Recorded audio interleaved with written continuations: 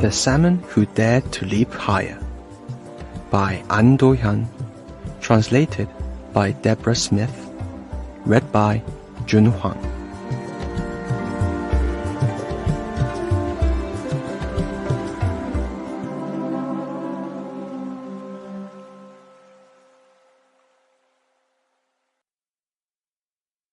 I dedicate this book to those who believe hope and love still exist in this world.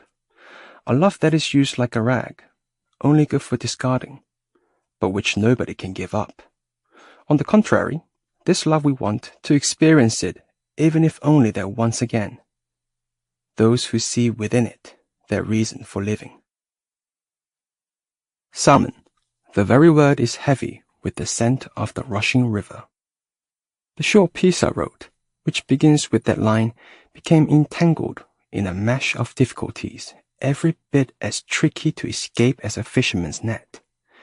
It tells the story of the salmon conservation movement in Korea, set up by fishermen in response to the dangerously low number of salmon which successfully returned to the rivers of their birth, such as the Great Southern Stream. Once the magazine featuring the story started to appear in bookshops, I began to receive a number of unexpected phone calls from readers calling to complain. The first caller announced straight off that he was an environmentalist, then launched into a diatribe against the selfishness of human beings, destroyers of the ecosystem.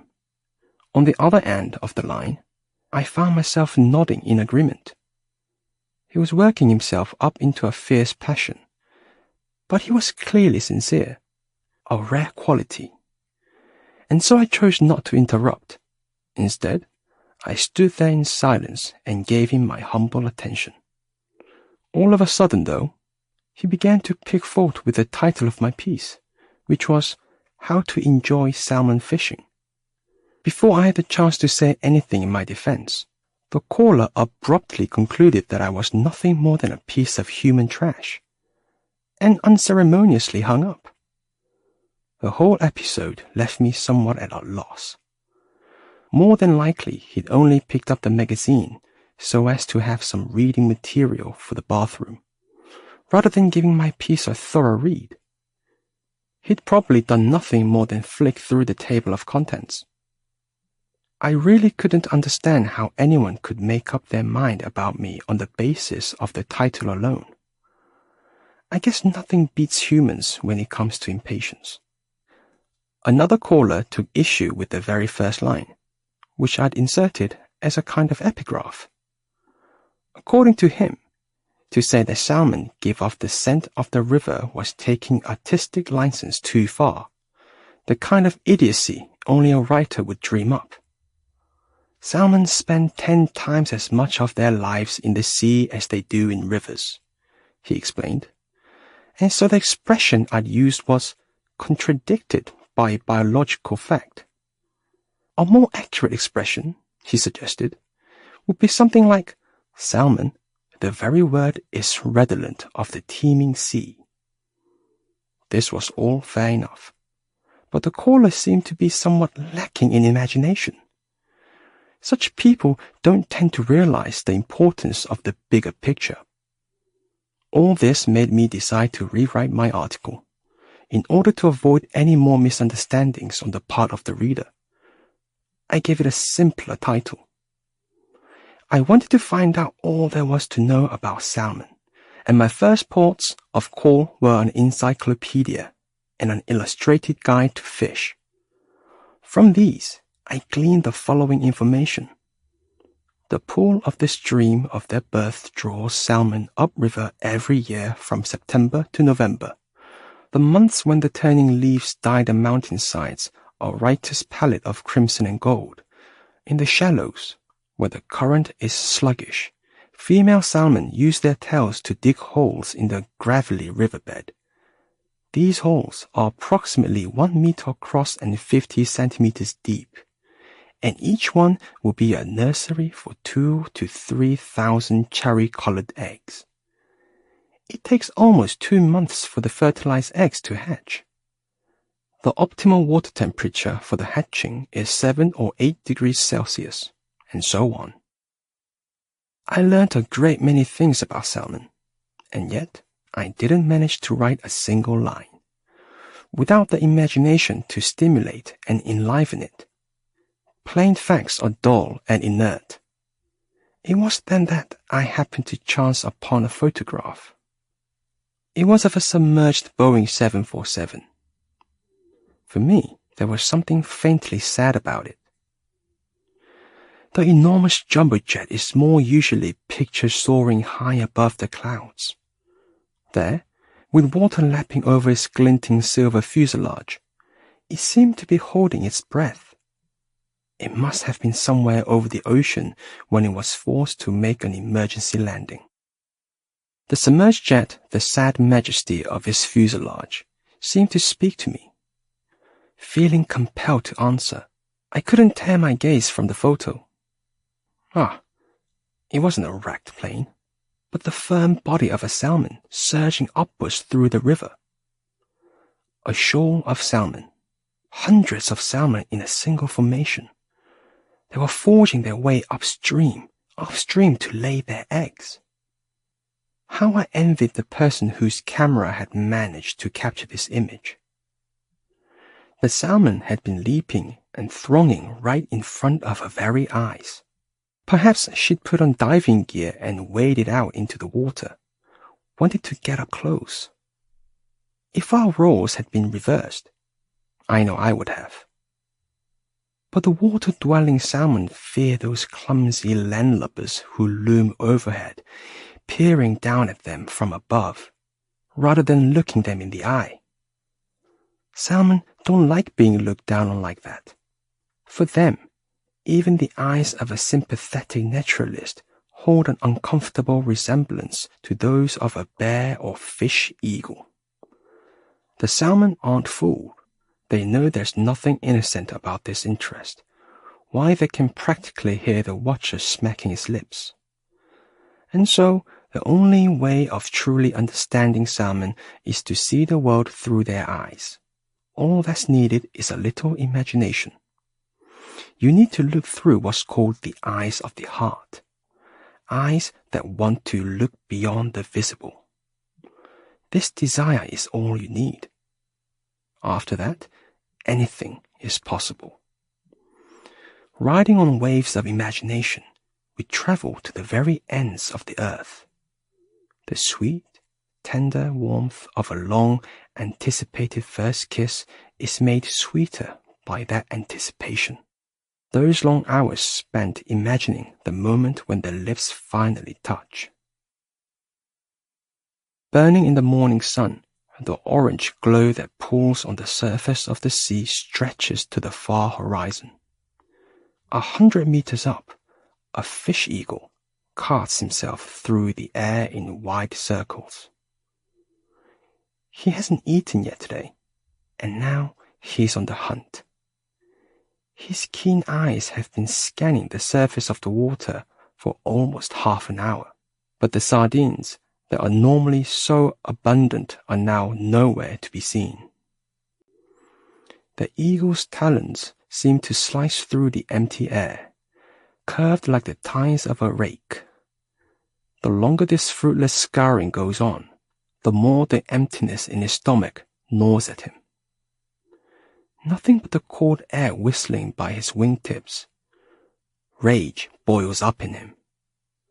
The eagle is well aware that this is the time of year when the salmon ride the cold current of the Bering Sea, traveling in vast shoals.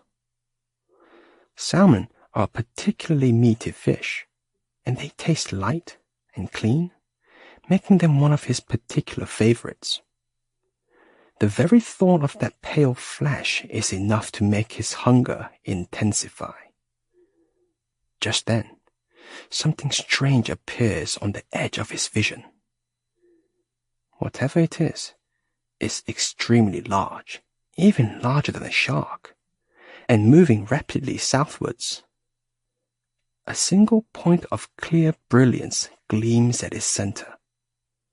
It looks like a submarine, racing through the water with its lights on. The eagle drops down 10 meters or so, wanting a better look. He's known hulking submarines to come to the surface in these parts, and there have been times when he mistook these strange machines for salmon shoals, swooping down only to find himself brought up short. Now, he examines the sea very carefully. Normally, he would avoid flying at a low altitude.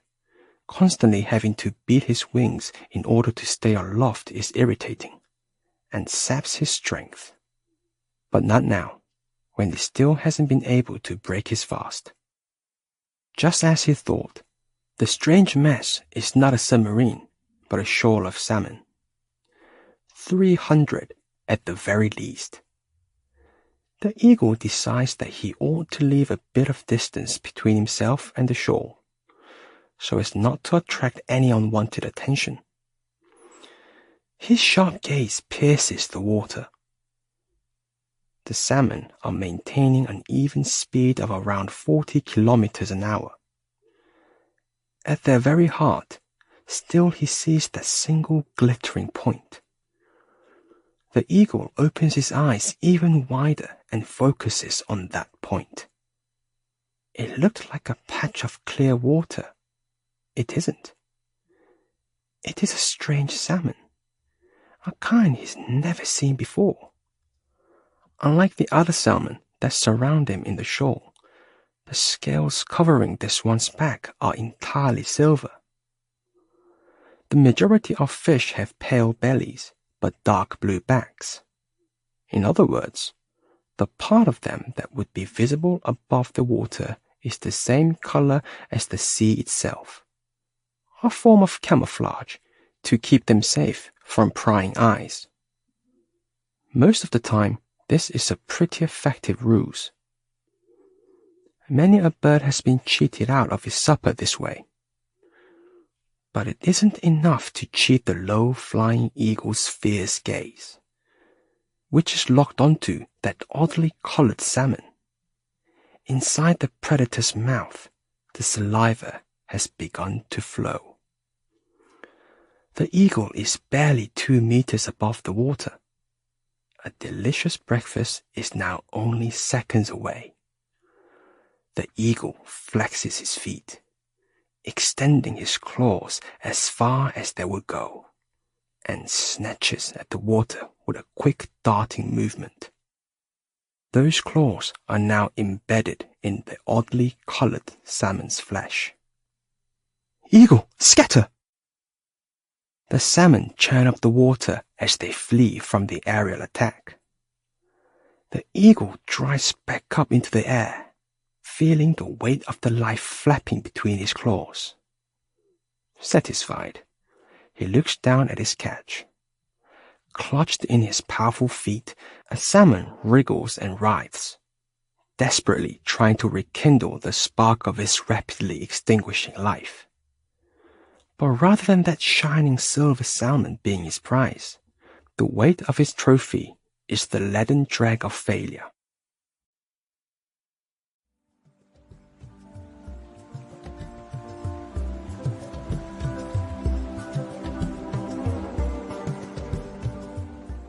Silver salmon had managed to avoid becoming a meal for the fierce eagle. And yet, something strange. Rather than the giddy relief of having cheated death, he feels a pang of sadness at having escaped unharmed.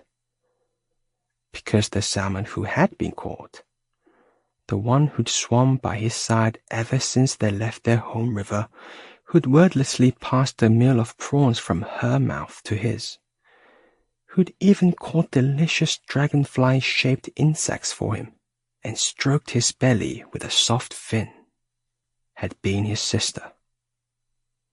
Sister. Silver salmon mouths the word to himself. His chest throbs as though scraped by a sharp rock. Just then, he hears his sister's voice, faint, filled with the rush of the water. Silver salmon. It's a memory, from about a year after they had first left the river and swam out into the sea. Did you know that your whole body is covered with silver scales? I'm silver? Silver Salmon was genuinely surprised.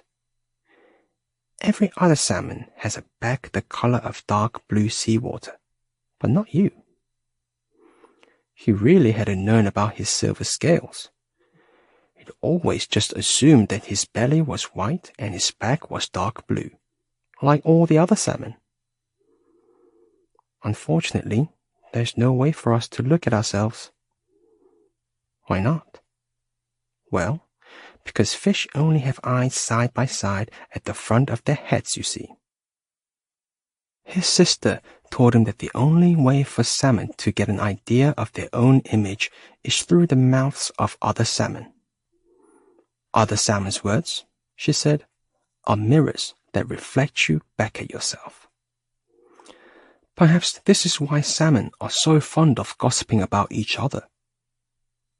Then why do flatfish have both eyes on the same side? The flatfish ended up like that because they spent so long struggling to get a look at themselves. The thought of those ridiculous flatfish made Silver Salmon laugh. But his sister's eyes were haunted by deep shadows. Silver Salmon, do you know why our fellow salmon call you a different species? Different species.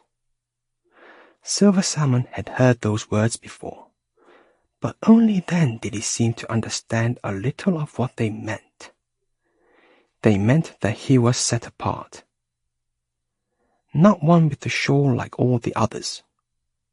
They made Silver Salmon think of an island lying all on its own, far out in the middle of the ocean.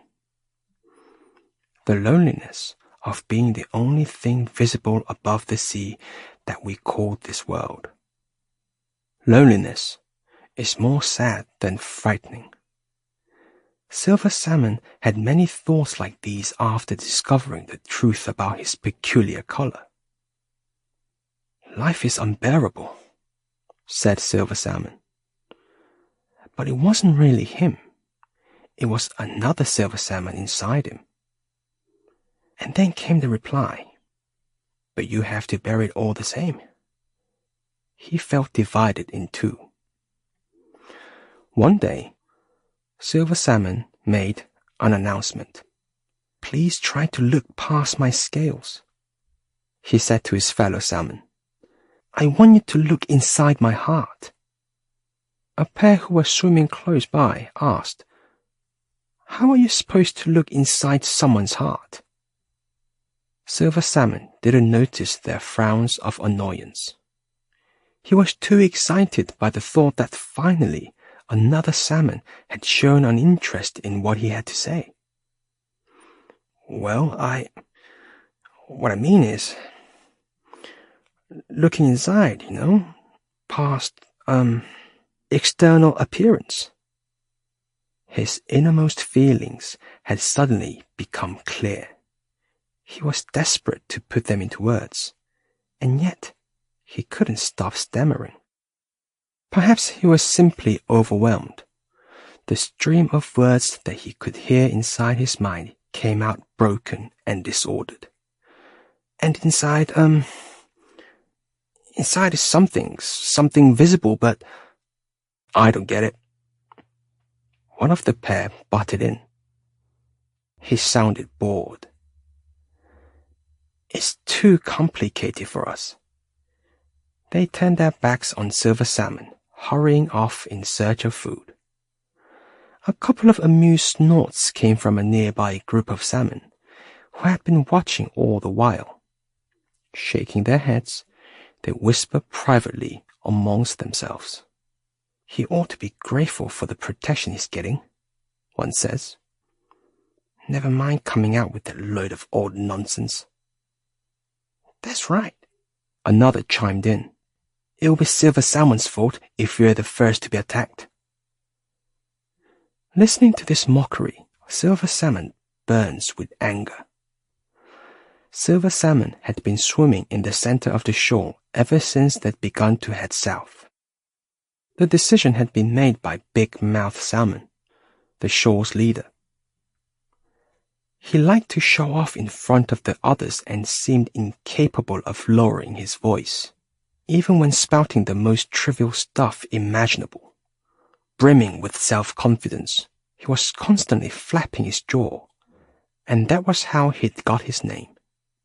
The shore had just completed its preparations for moving off when Big Mouth Salmon thrust himself in front, shouting, "Don't swim too near the surface. Don't turn to look behind you. Keep your eyes peeled at all times. Big Mouth Salmon's word is law. And you," he jerked his big jaw in Silver Salmon's direction, "you need to swim in the center at all times. An enemy would have no trouble picking you out from the crowd. You want to stay alive, don't you? And make it back home? Well then, you'd better make sure you do exactly as I say." The other salmon formed a protective wall, surrounding Silver Salmon on all sides. In front, behind, to the left and to the right, above and below. It was all salmon. But to him, this wasn't a safe fence. It was pitch black darkness itself. After that, Silver Salmon gradually got used to the life of a loner. Out of all the hundreds of salmon, his sister was the only one who had a word to spare for him. "Why are the others leaving me out?" "What makes you think they're leaving you out? Isn't it rather that they're surrounding you, protecting you?" His sister always tried to see only the positive in every situation. It made Silver Salmon feel bad. Did she really not understand that things weren't always just as she'd like them to be? Or was she just pretending? "But I'd rather be unprotected and have more freedom than be protected and left out." Freedom? The word made his sister's eyes widen in shock. The word freedom is forbidden to salmon, along with words like resistance, escape, disobedience, defiance, destruction, revolution. If they used these words, Big Mouth warned them, not a single one of them would be left alive to return to their home river and spawn. "I want to swim freely. I want to ride the swift currents all over the ocean and see everything there is to be seen." His sister glanced around, checking to see if anyone was listening. "Of course I understand how you feel, but..." She always said she understood. "All of this is for your own good. You must realize that's true. Only then will you grow up to be a great salmon." Silver Salmon was so miserable he felt as though his gills would burst. "I really worry about you." But of the two of them, it was his sister's attitude that Silver Salmon found disturbing. "She does nothing but worry," he would think. "Why can't she see things from my point of view? She's trying to look down on me just like bears and eagles do. She's only pretending to be worried so she can interfere. She doesn't understand that love is different from interfering. She doesn't know what love really is. Swimming side by side, gazing silently at one another." Whenever these thoughts take hold of him, Silver Salmon is seized with the desire to put as much distance as possible between himself and the other salmon. "Well, why don't I?" he thinks to himself.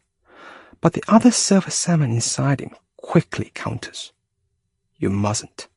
Silver Salmon couldn't count the times he'd imagined leaving the shore. But that was only in his imagination. In reality, he could never quite get up the courage. Perhaps it was the thought of his sister that held him back. His sister Salmon, who sacrificed herself to that eagle to save him. Perhaps her final gift to him was the knowledge that he had to go on living, and in no other world but this, until the very end. The light is incredibly clear today. For the past few days, the sky was almost blotted out with snow. But today, the sun's rays penetrate deep down into the sea. The sea's stormy indigo is ribboning out across the surface, like ink dissolving in water. After that it grows docile, a wild animal newly tamed, until there even seems something refreshing about its occasional stirring cries. The salmon have been granted some spare time. During such times, they have to build themselves up by consuming large amounts of highly nutritious food. Once they're swimming upriver, on the way to the spawning grounds, it doesn't matter how many delicious things they might see. They absolutely mustn't eat them. Not then. Instead, they must store up energy reserves in advance. Silver salmon is quite particular when it comes to food. And he has a special soft spot for prawns. That savory prawn taste never fails to make his mouth water.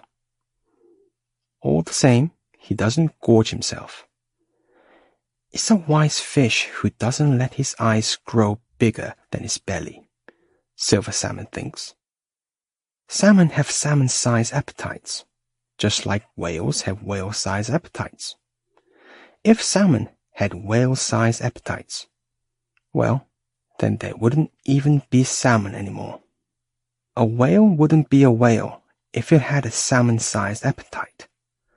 Salmon are salmon only as long as they live a life appropriate to salmon.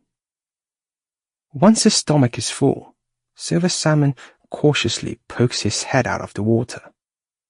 His action causes the sea to open a window in itself, revealing a hidden part of the world. But it's also extremely dangerous. In this world, after all, the number of enemies always outweighs the number of friends.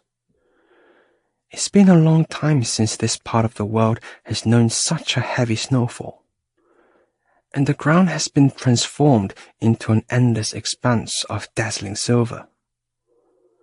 The shore is now in the vicinity of Alaska, a frozen realm of snow and ice. Silver salmon can't help but be moved when he sees how the snow-covered ground mirrors the color of his own body. Two silvers, separate, yet one. Everyone feels a sense of affinity when they encounter something that reminds them of themselves. But this can also be an extremely dangerous thought. For fish, whose home is the water, the ground is the greatest enemy of all, one with which they can never be reconciled.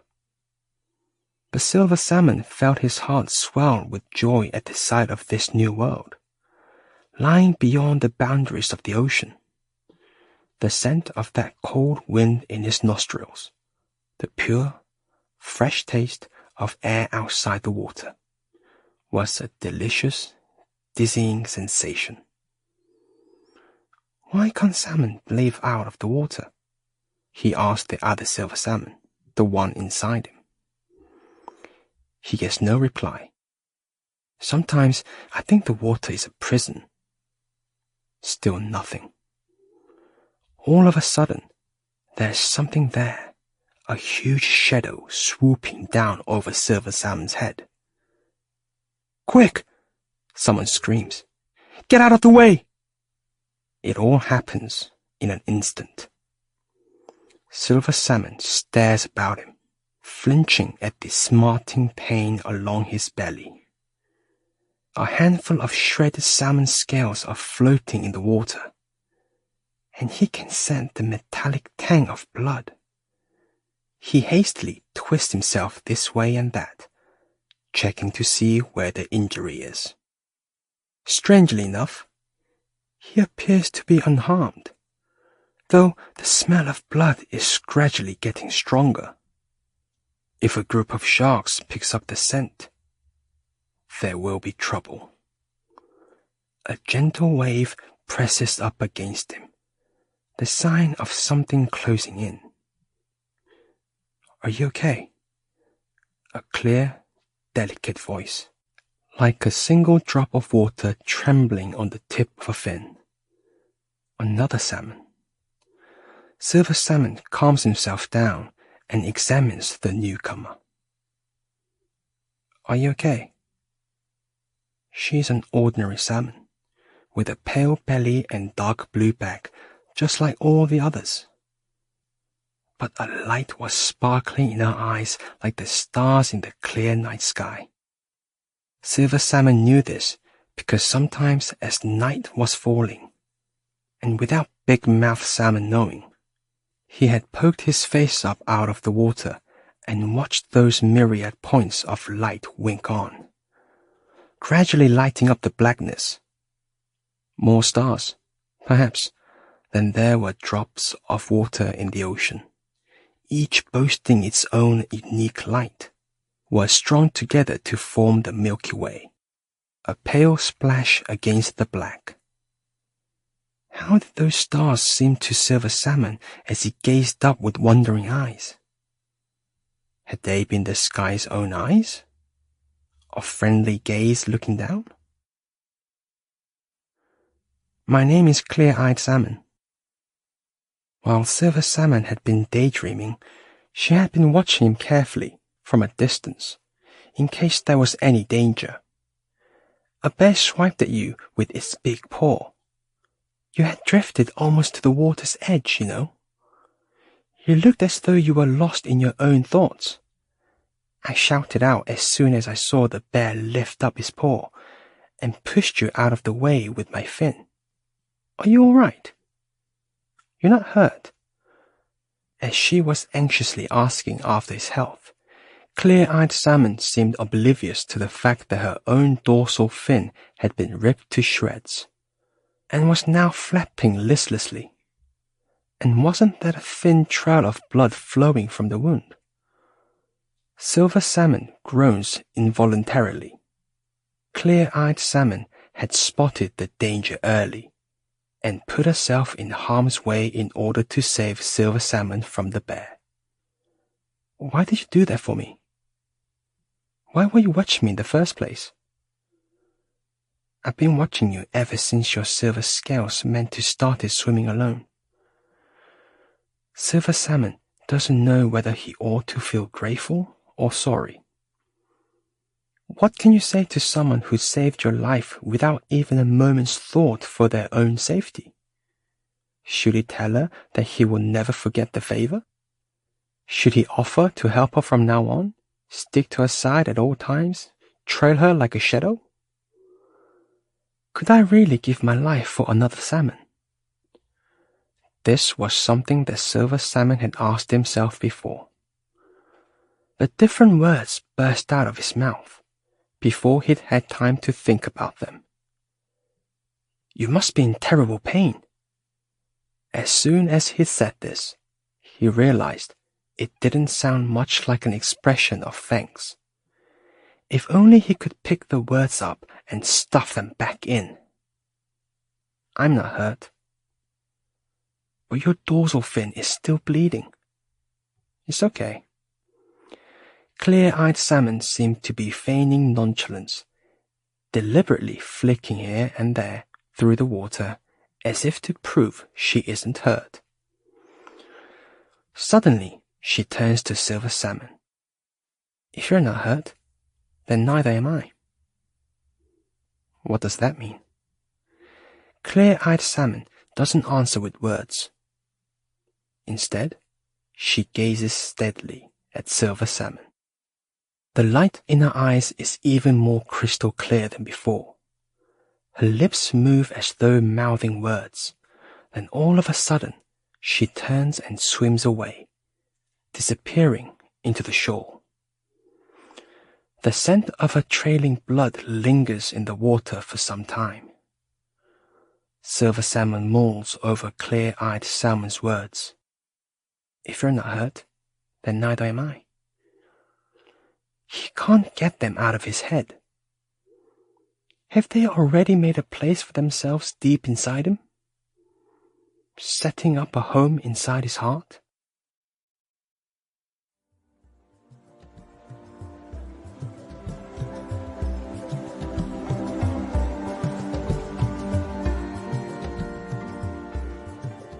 Time flows by like a river. Silver Salmon misses Clear-eyed Salmon. Since she swam away wounded, disappearing into the murk, there has been no opportunity for them to set eyes on each other. By the time the shoal was passing through the Bering Sea, their numbers were down to 200. And they have picked up the pace too, driving forwards ever more speedily in their eagerness to arrive at the mouth of the Green River. On days when Clear-eyed Salmon's absence is particularly painful, Silver Salmon likes to gaze up at the stars in the night sky. The glittering stars remind him of her eyes as she looked at him. And he can't help but think that those twinkling points of light are her own way of sending him a sign, of speaking to him through them, from her heart, saying, "I'm still here, and I'm all right." Silver Salmon shakes his head, disturbing the flat plane of the water's surface into a kind of gurgling laughter. He dives down as deep as he can go, hoping to drive these thoughts of Clear-eyed Salmon from his mind. But his eyes betray him by glancing up at the stars once more. Perhaps it's me who's sending her a sign. Perhaps that starlight shining all the way up there is our shared feelings. A secret only the two of us can know. If that was true, then the stars were winking out an incessant refrain. I miss you, I miss you, I miss you. But no, Silver Salmon thinks, I miss you isn't enough to do his feelings justice. For that, you would need to say something like, for me, there's nothing else in this world but you. Even the decrees of big-mouthed salmon, the shoal's inviolable laws by which every salmon must live and die, seem as triflingly insignificant as a single drop of water when set against the vast ocean of Silver Salmon's yearning. Even the suffocating loneliness of having to swim walled around by his fellow salmon is nothing compared with the pain of not being able to see Clear-eyed Salmon, of not sensing her there by his side. This longing that is too great to call merely missing someone, too vast to call waiting for them. Life, he had felt, was unbearable. And they said he had to bear it all the same. But this eternal longing has reduced his life to a state of utter helplessness.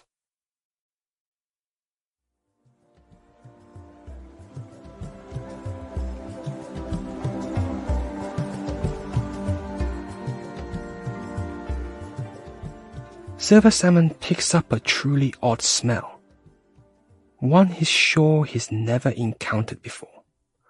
And yet, something about it seems strangely familiar.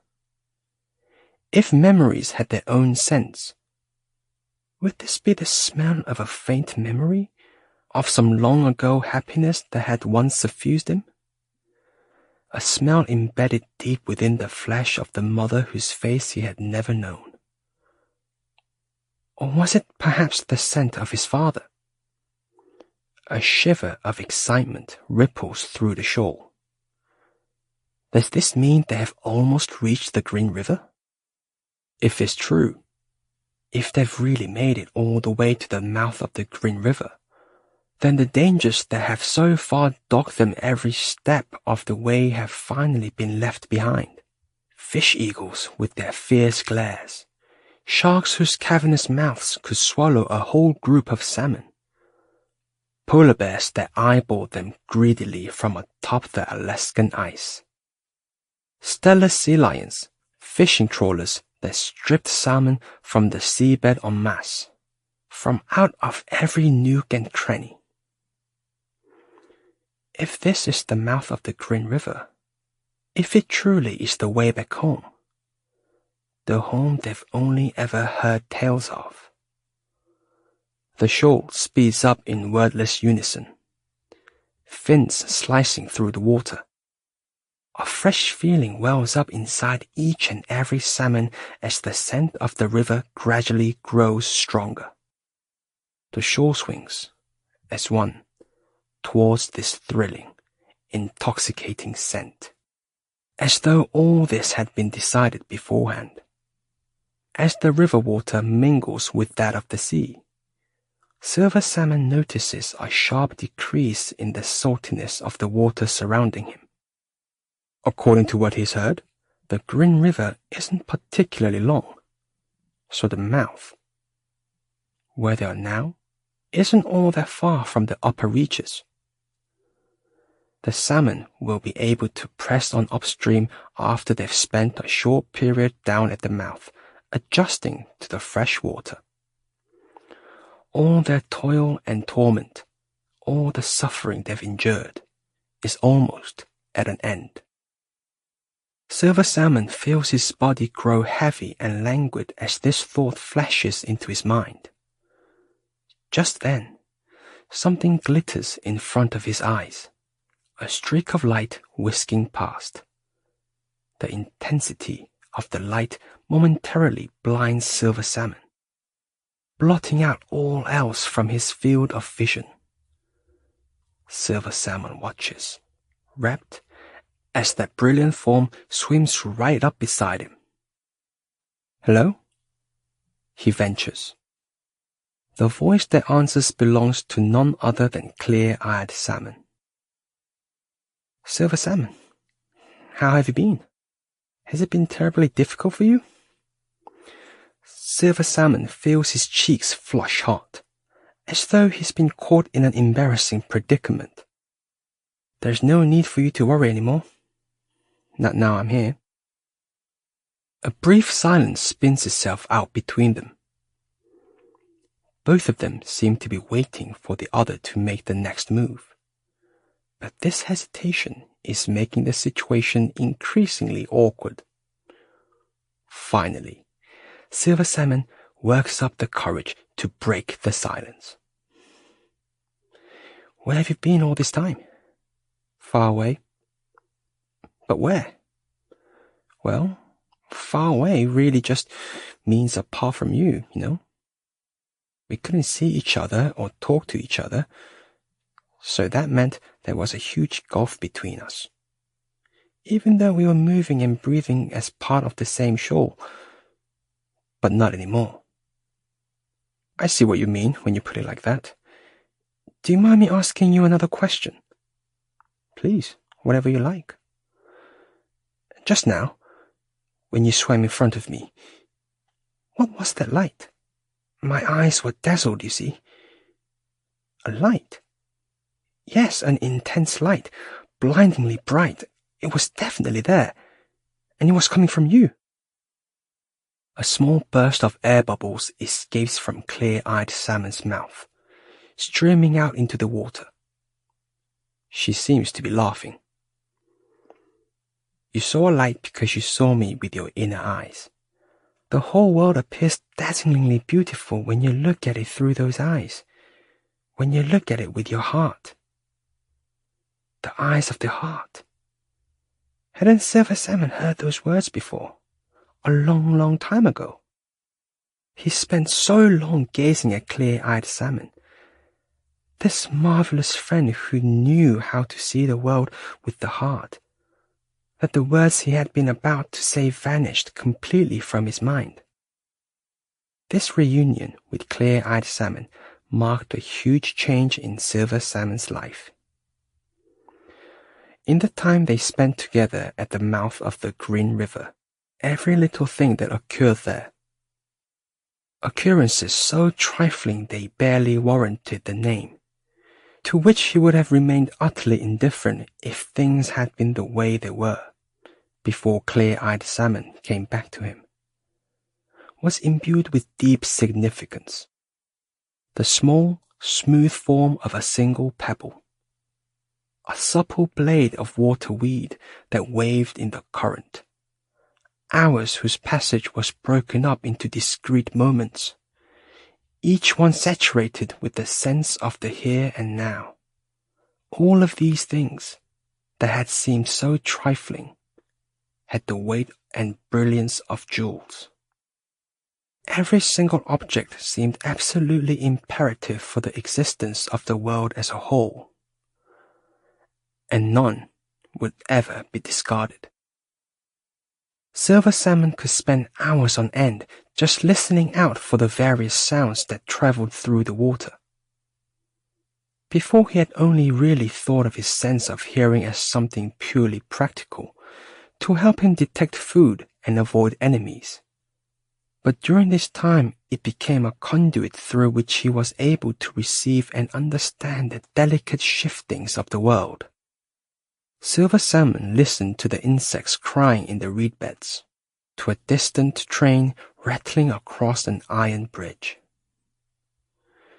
to the other salmon mating in preparation to swim upstream, to the rain on the surface of the sea, a sound like the mournful wail of a pipe organ, to powder soft grains of sand sifting down through the water, to the river's deepest currents, letting each sound penetrate deep inside him. Whatever he was listening to, clear-eyed Salmon was always by his side. "You didn't realize I was here, did you?" she asked, looking at him askance. "Of course I did. I watch you wherever you go. It's impossible for me not to know where you are." "Oh, it's the same for me. I even know what you're hearing right now, and the kind of thoughts you're having." Clear-eyed Salmon's eyes shine clear and bright.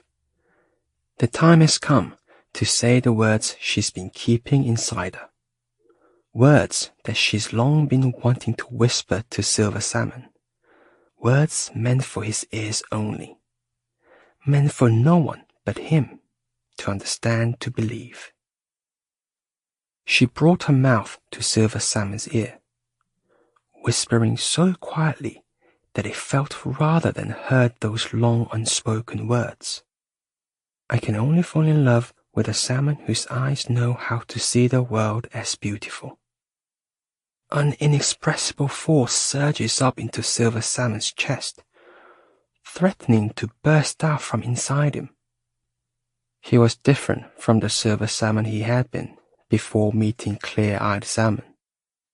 He forgot the names, appearances, and characteristics of all the salmon he used to know. All the memories he had kept dissolved into nothingness, leaving an utter void within him. And this void was filled with clear-eyed Salmon. There was no space left for anything but her. The past was rendered entirely meaningless. Not even a shadow of the gloriously meaningful present that was life with clear-eyed Salmon.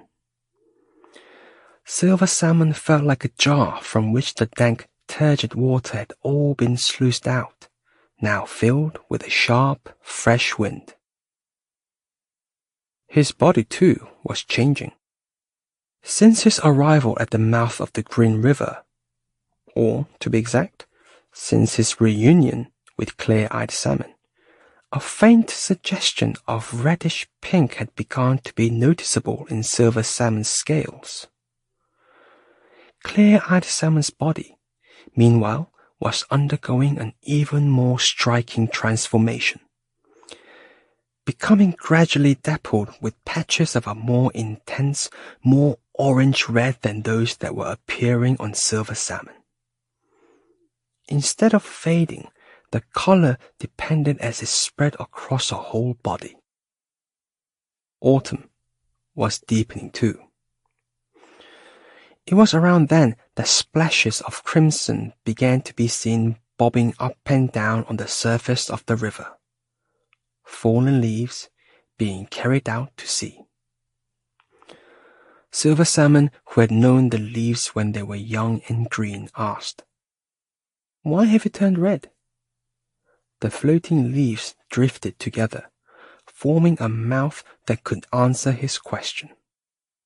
"Because the year is aging," they said.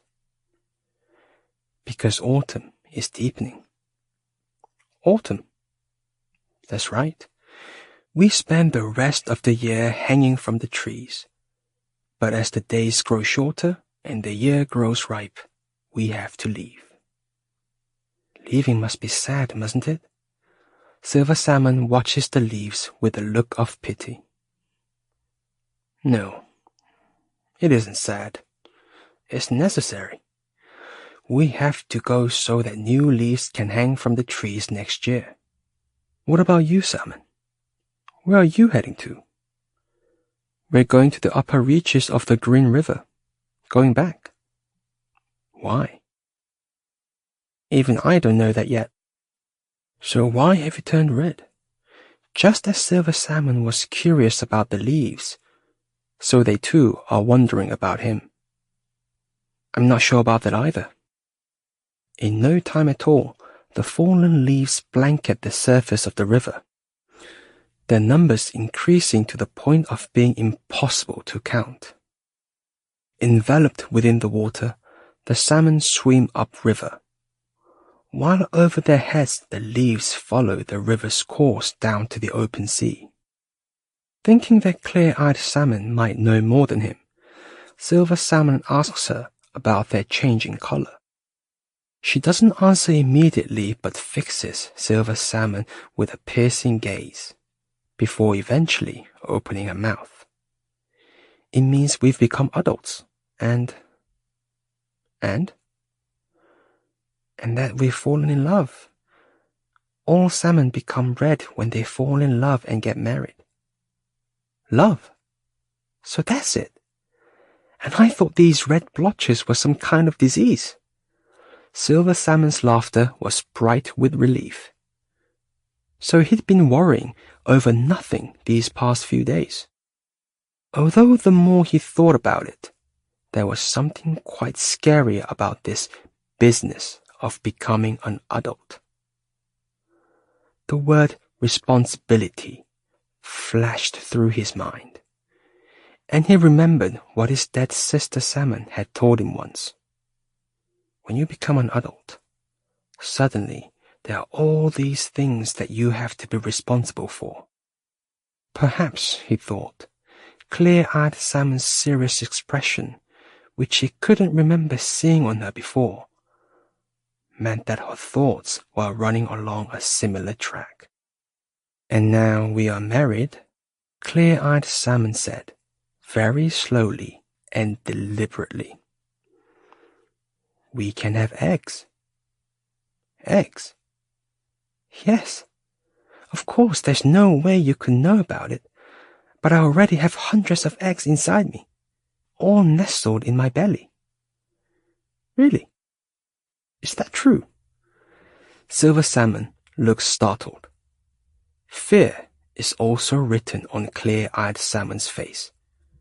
But within that fear, and in spite of it, a certain resolution already seems to be forming. "Aren't you pleased? I need your help." She waited for Silver Salmon to say that yes, of course he was pleased. She waited. But when no response was forthcoming, she had no choice but to carry on talking herself. "To lay eggs, we need to swim upriver, back up to where we were born." Silver Salmon had been listening in silence. But at this he shook his head. "We need to swim up there to lay the eggs? Is that the only reason?"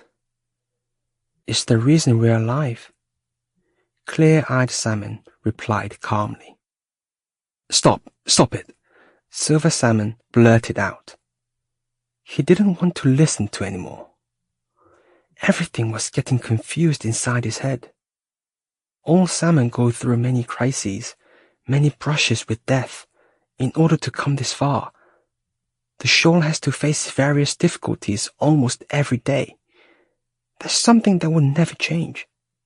But now you're telling me that the main reason we struggle so hard to stay alive, to pass through all these dangerous encounters, is just to lay eggs?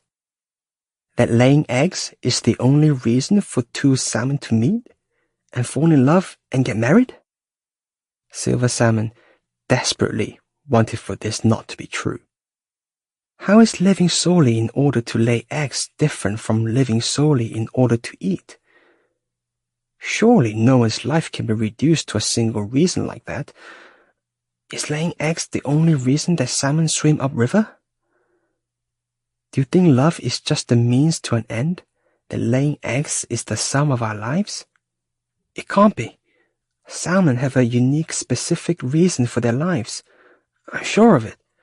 We just haven't been able to figure out what it is yet. But we have to keep trying. Otherwise, how will our lives have any meaning?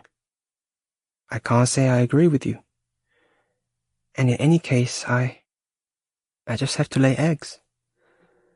But I don't mean just any eggs. I mean yours and mine. Clear-eyed Salmon wanted to show Silver Salmon her pale, swollen belly.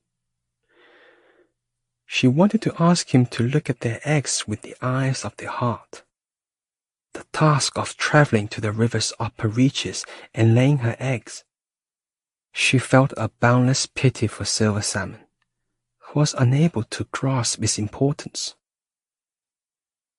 Why are the leaves floating downstream? Silver Salmon wondered aloud. It was the Green River itself who replied. Because they don't know how to swim upstream. What do you mean, swim upstream? This ingenious question made the Green River laugh. Slackening its current. For a moment, the river looked as though it had stopped flowing. But such a thing isn't possible in this world. Rivers flow on unceasingly. Still waters run deep, they say. But it's also true that the deeper the water, the more still the surface appears. What do you mean, swim upstream? The river echoed, still chuckling to itself instead of giving an answer. Ah, Silver Salmon, it said. You mustn't think that your own strength is enough for you to make it to the upper reaches. Then what? Nothing can be achieved without the help of others, particularly not for salmon. The beauty of salmon is that they know how to swim upstream as a shoal. Why do we swim upstream? Swimming upstream means searching for that which isn't immediately visible, like a dream, or hope, that is. An impossible but beautiful task. Silver Salmon strained to catch every one of the Green River's words, holding himself stock still, so as not to disturb the flow of understanding. Why do you think the water flows downstream, and you don't? The river asked. Because it doesn't know how to swim upstream? Ha ha ha. The river gurgled. It shivered and shook, splashing up against its banks and making the slender stalks in the reed beds quiver. Silver Salmon finally realized that he'd been interpreting the river's words too simply. The river flows downstream so the salmon can swim upstream, the Green River explained. So that's why we swim upstream, because of the river. Silver Salmon felt like he was finally beginning to understand. That's right. The river water teaches the salmon as it flows downstream. Teaches us about its currents, is temperature. The river said slowly. It teaches the salmon that they have to swim upstream. But not only that, it also teaches them the reason for this. Only then did silver salmon nod in understanding. Through its own physical presence, its sinuous, muscular movements, the river had been transmitting a certain knowledge to the salmon's own bodies. You said that to swim upstream is to search for hope, right? That's right. Silver salmon sighed despondently. Then hope is nothing more than laying eggs? He asked. Well, it might be, and it might not be. But that's not a real answer. Well then, Silver Salmon, what do you hope for? The river had put him on the spot, and Silver Salmon wasn't able to summon an immediate answer. It wasn't that he couldn't think of any one thing. Rather, he had too many hopes all crowded inside him and clamoring for attention. But there was another reason that he couldn't find the words to speak concretely about hope. Because for Silver Salmon, hope was a far too mysterious, invisible, inexpressible thing. The calm, deep blue of the river's body, the feeling of safety and security, of being watched over by a strong, compassionate presence. With your body immersed in those warm depths, you feel fitted into such a snug embrace that you can't tell whether or not the water is flowing past you.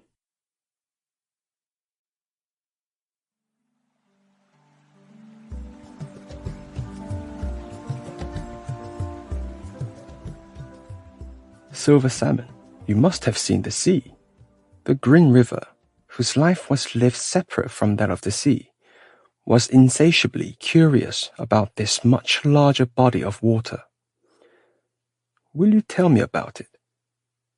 Well, for one thing, the sea has no end.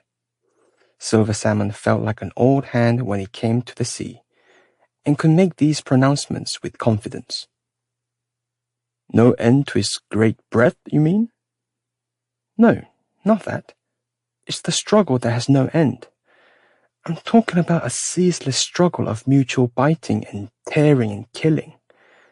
That's why its waters are always rough and choppy, never calm and still like yours. That's just what your father said, the river muttered in an undertone.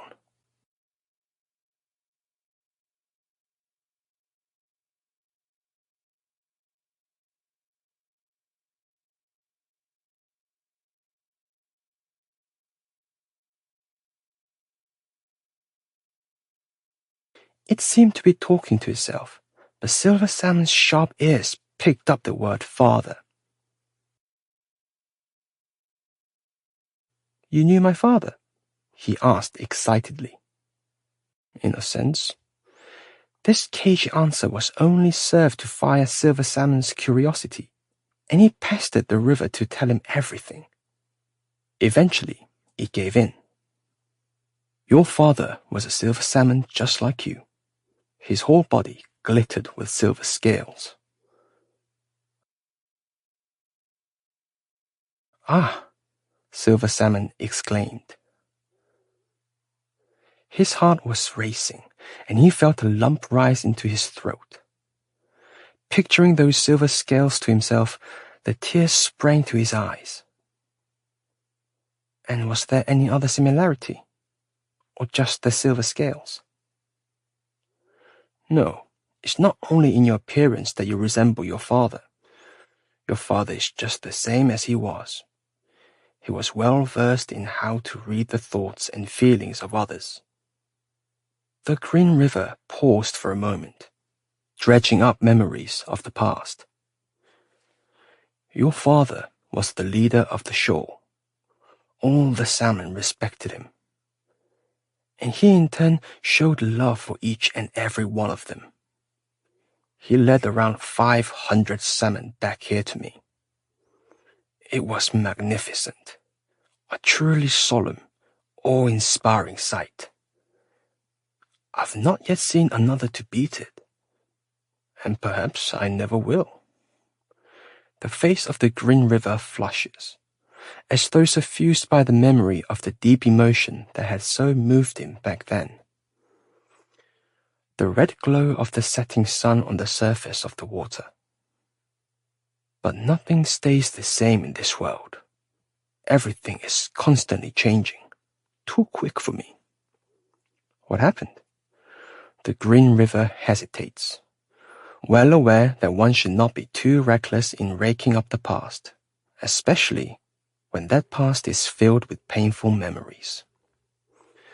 But Silver Salmon needed to hear these facts from him. If he could just give Silver Salmon a few hints about what happened to his father, perhaps he, the son, might find a new reason to live. Your father didn't believe in taking the easy way. What sort of way is that? For example, something like the artificial waterway that humans have made for salmon. If you go that way, you're pretty much guaranteed to make it to the upper reaches, and without any particular dangers or difficulties. But your father was against it. I'm not sure I understand. Your father, he always said that for salmon, there's the salmon's way. In the past, there were many rapids in this river.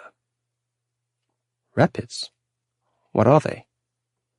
Well, for your father, rapids was something which salmon absolutely have to overcome. But for those salmon who give up in the face of them and swim upriver the easy way, the way the humans made, there are nothing but frightening, impassable cliffs. And something happened because of these rapids. That's right. When the shoal reached the rapids, they split into two factions. Your father's side, who insisted that the rapids had to be leapt over, and the opposite side, who wanted to take the easy way. The more he heard, the more Silver Salmon wanted to know. He pressed the river with question after question. Why didn't they listen to my father? After all, he was their leader. They were of the opinion that leaping over the rapids was too great a sacrifice. But of course, your father thought differently. He said that, however desperately sad the sacrifice of the moment might be, it was for the sake of the distant future that they had to overcome the rapids all the same. In other words, he was worried that the more salmon grew to like taking the easy way, the more their numbers would be whittled down as years went by. Watching the other salmon as they ever so slowly allowed themselves to be domesticated by humans, your father realized that if things went on like this, at some point in the future, there wouldn't be a single salmon left who would be both able and willing to pit himself against the rapids. And what happened after that? Gazing sadly at the setting sun, the Green River said, in the process of leaping over the rapids, there were many casualties. When they arrived at the upper reaches, your father was heavily criticized by the opposite faction. And so, after apologizing on behalf of all those salmon who had been lost, he announced that he was giving up his position as leader.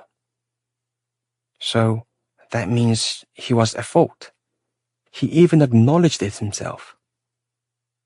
No, Silver Salmon, your father hadn't done anything wrong.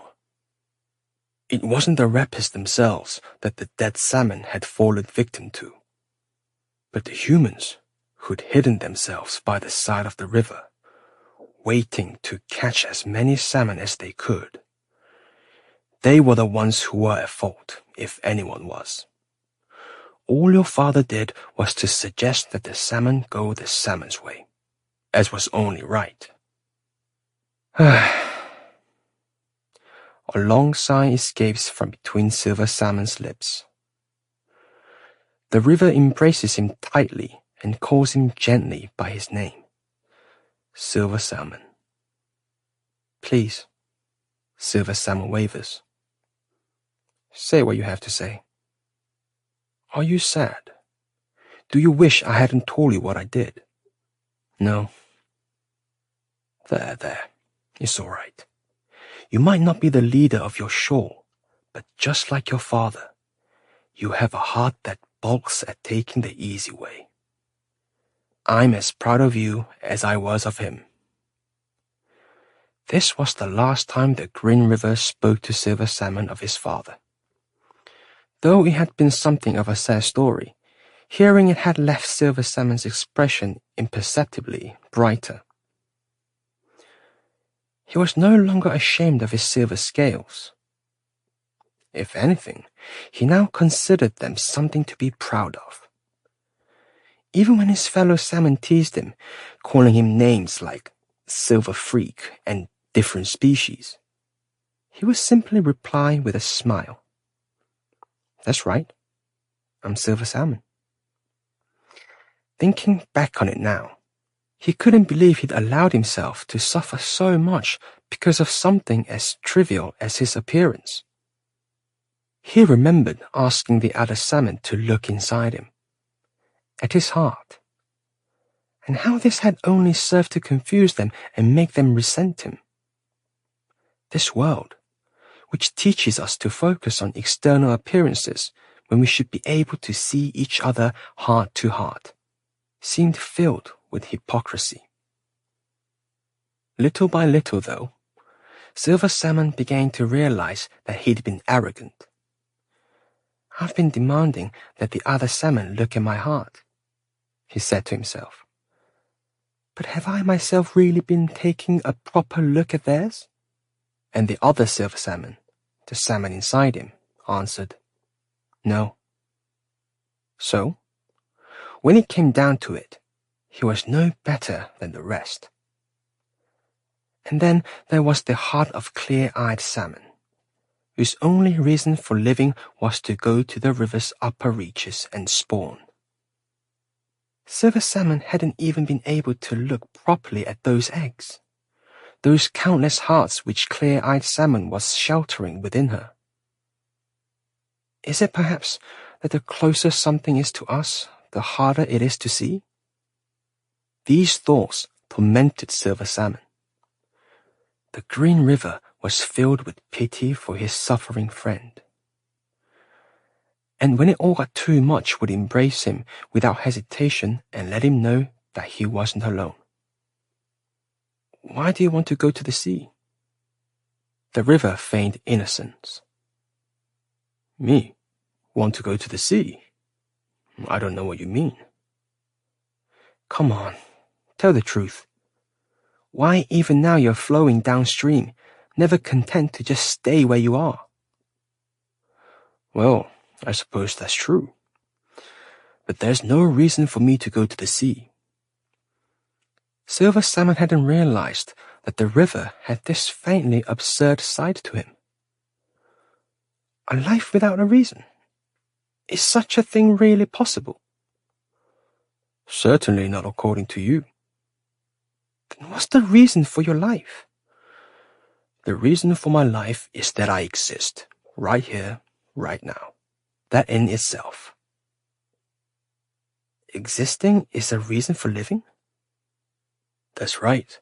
Existing means being a kind of background for things that aren't me. This word background couldn't help but grate on Silver Salmon's ear, because it always made him think of those salmon who would use a similar word to put on airs, saying, I've got big-mouthed salmon to back me up. They would steal others' food at the slightest provocation, and spent so much time boasting you'd think they would run out of air. They used to act as though they were laws unto themselves, albeit small fry when compared to big-mouthed salmon. And so the word background always made Silver Salmon think of something dark and frightening. What is background? My surrounding you right here and now, This presence I make is your background. Uh-huh. Silver Salmon hadn't realized that the same word could have such a different meaning or feeling depending on who used it. It was the same with the word wound. The wound in clear-eyed Salmon's dorsal fin still hadn't healed. A constant reminder of the polar bear's attack. Her fin was in tatters, like a scrap of torn cloth. The other salmon were always saying it was ugly and averting their eyes so they wouldn't have to look at it. To them, a wound was nothing but a scar they didn't like to look at. But to Silver Salmon, that wound was his own, deep inside him. Only he couldn't say, "I'll shrug off my own hurt and concentrate on yours." Do you get the idea now? I think so. You mean that the stars shine because they have the darkness as their background? Exactly. Then is it also true that the beauty of the shore can be a background for each individual salmon? That's right. Yes, something like that. The river marveled over Silver Salmon. Here was a salmon who thought deeply and clearly, who took an interest not only in the water, his natural element, but also in the principles of the sky and land. Understanding the beauty and laws of nature was only possible when you saw yourself as an inextricable part of nature as a whole. It was only humans who see themselves as set apart from nature, at which they look down their noses, who remain ignorant of this fundamental truth. This was something that caused the river no end of agitation. Then could I be someone else's background? You? Why not? Do you think I'm too small? No. Then why do you seem so surprised? Because it's such an admirable thing to want to be someone else's background. It isn't only for those who are big, you know. Anyone can be a background for someone else. Silver Salmon was holding something back. That more than anything else, he wanted to be a background for clear-eyed salmon. Silver Salmon was soon shocked to learn that he hadn't been the only one talking things over with the Green River. Clear-eyed Salmon had also been seeking his advice, conversing with the eyes of the heart. She had also picked up on something that Silver Salmon hadn't. The Green River was in pain. Where does it hurt? She asked with a frown. Oh, it's not so bad. Immersed in the Green River, clear-eyed Salmon had detected a faint moaning. The river had been in pain all this time, but had been hiding it so that the salmon wouldn't worry. Clear-eyed Salmon had been aware of this from the moment she swam into its waters, and especially when her eyes had grown red and swollen. Such was her empathy with those around her, their pain was mirrored in her own body. Show me where it hurts. Her peremptory manner showed no trace of any embarrassment. The thing is, everywhere hurts.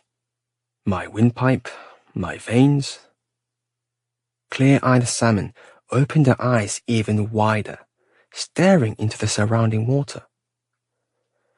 You're saying the individual droplets of water inside you make up a windpipe and blood vessels? That's right. And my whole body hurts. There are times when my blood doesn't circulate properly, and it's difficult to breathe. Indeed, the river had been increasingly short of breath the further up they went. Silver Salmon had simply assumed that he was getting worn out with all the sharp twists and turns he was making. But now, it seemed there was something else going on. is the sound of the trees being cut down beside me. I mean, it's not as though that didn't happen in the past too, but that was only with axes, and life was still worth living. But now, those constantly whirring power saws are so deafening I can't sleep. He gave a deep sigh. It seems like every day there's something new I can't cope with. They say there will soon be a time when colorless, scentless water will gush out somehow in the humans' villages. I must be getting old. Then it's humans that have made you ill. Clear-eyed Salmon almost shouted. Well, do you hate humans? It's not about hating. It's just that I can't trust them. They don't look at us from our level, you see. They only peer down on us from above. I can't forgive them for that. Green River looked into Clear-eyed Salmon's eyes, his gaze deep and profound. Have you ever actually seen a human? He asked. I've seen hundreds of salmon caught in a net from a salmon catcher's boat. Perhaps in the future there won't even be any salmon left for them to catch, if they keep on terrorizing us in this senseless way. What I think, the Green River said, is that there are two types of human. Those who carry fishing rods, and those who carry cameras. What's a camera? You could call it a machine for capturing time. Oh, Clear-eyed Salmon exclaimed, this is getting too complicated for me. That's because you've never seen a human with a camera. Those are the kind of human I trust. They are a part of nature too, you see. That strange-sounding word, camera, left Clear-eyed Salmon terribly confused. The only things she'd ever heard of humans carrying were fishing rods and nets, so she couldn't understand what the river was trying to tell her. Humans carrying cameras. What on earth was that supposed to show? Humans were humans, surely. How could the Green River trust them?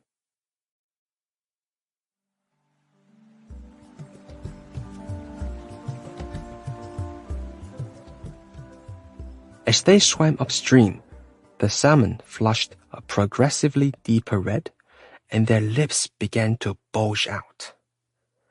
The male salmon's teeth grew long and sharp, poking out between their lips so their mouths looked to be bristling with razors. This change happened because they had fallen in love and needed to protect their female from any enemies. Silver Salmon came across a salmon with a severely crooked back. His deformity was obvious when compared with other male salmon, the kink in his spine making it look as though he was permanently on the verge of making a sharp turn to the left. It was especially apparent whenever he stopped swimming and held himself still for a while. When he encountered this odd-looking bent-back salmon, Silver Salmon was the first to speak. Hello. No answer. What happened to your back? Still no answer. Can't you open your mouth? Silver Salmon shouted, exasperated. But bent-back Salmon still showed no sign of having heard. The only thing that betrays any possible response is the minute trembling on one fin, which seemed to spasm. Now the penny dropped. In addition to having a crooked back, bent-back Salmon was mute. Only then did Silver Salmon realize that the excessive interest he'd been showing in the other salmon's appearance was likely to be making him feel terribly ashamed. Instead of using words, Silver Salmon spoke from the heart. I'm sorry. It's okay. Bent-back Salmon replied in the same way, and with equal feeling. He explained that he'd never been sure why he looked the way he did. Perhaps it's because of the colorless, scentless water that flows out of the human's village, Silver Salmon suggested. A pained expression flitted over bent-back Salmon's face as he swam awkwardly alongside. Suddenly, the current grew stronger, churning up the water into a rough, tempestuous maelstrom. If you didn't hold yourself strongly, the sheer force of the current would instantly sweep you downriver. The experience reminded Silver Salmon of the time the shoal had encountered a tidal wave, far out in the open ocean. He glanced around at the other salmon to see how they were faring. Most looked to be engaged in a fierce battle to retain control of the line of their body.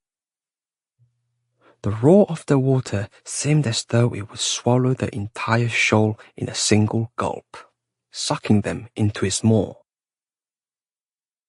Whatever was causing this terrible din was directly in front of them, from which direction countless air bubbles were scattering and gathering and scattering.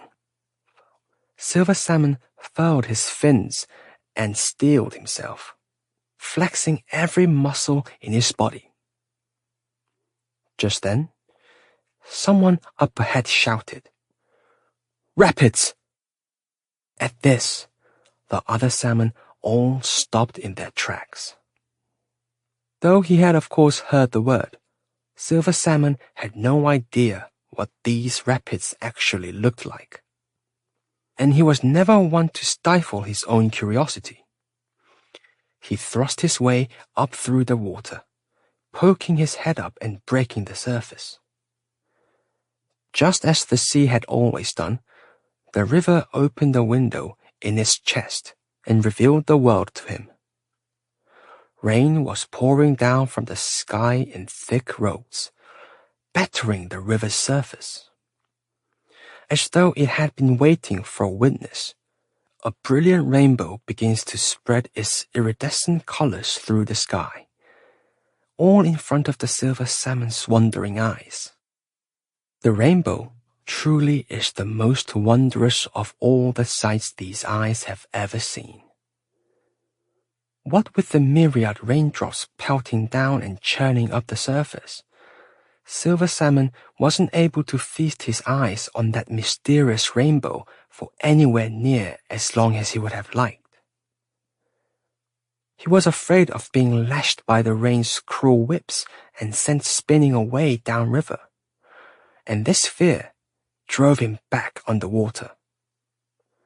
Silver Salmon couldn't wait to tell Clear-eyed Salmon all about the rapids he'd seen, and try, though it had all happened in an instant, to explain something of the mystery and wonder of the rainbow that had captured his gaze. His thoughts were wandering far away from the matter at hand. "I saw a rainbow! A rainbow!" "That's nice." For whatever reason, Clear-eyed Salmon seemed much less enthused than Silver Salmon had expected. "Did you see it too?" "No." "Don't you want to?" "Not particularly." Clear-eyed Salmon rolled her eyes, seemingly baffled by Silver Salmon's excitement.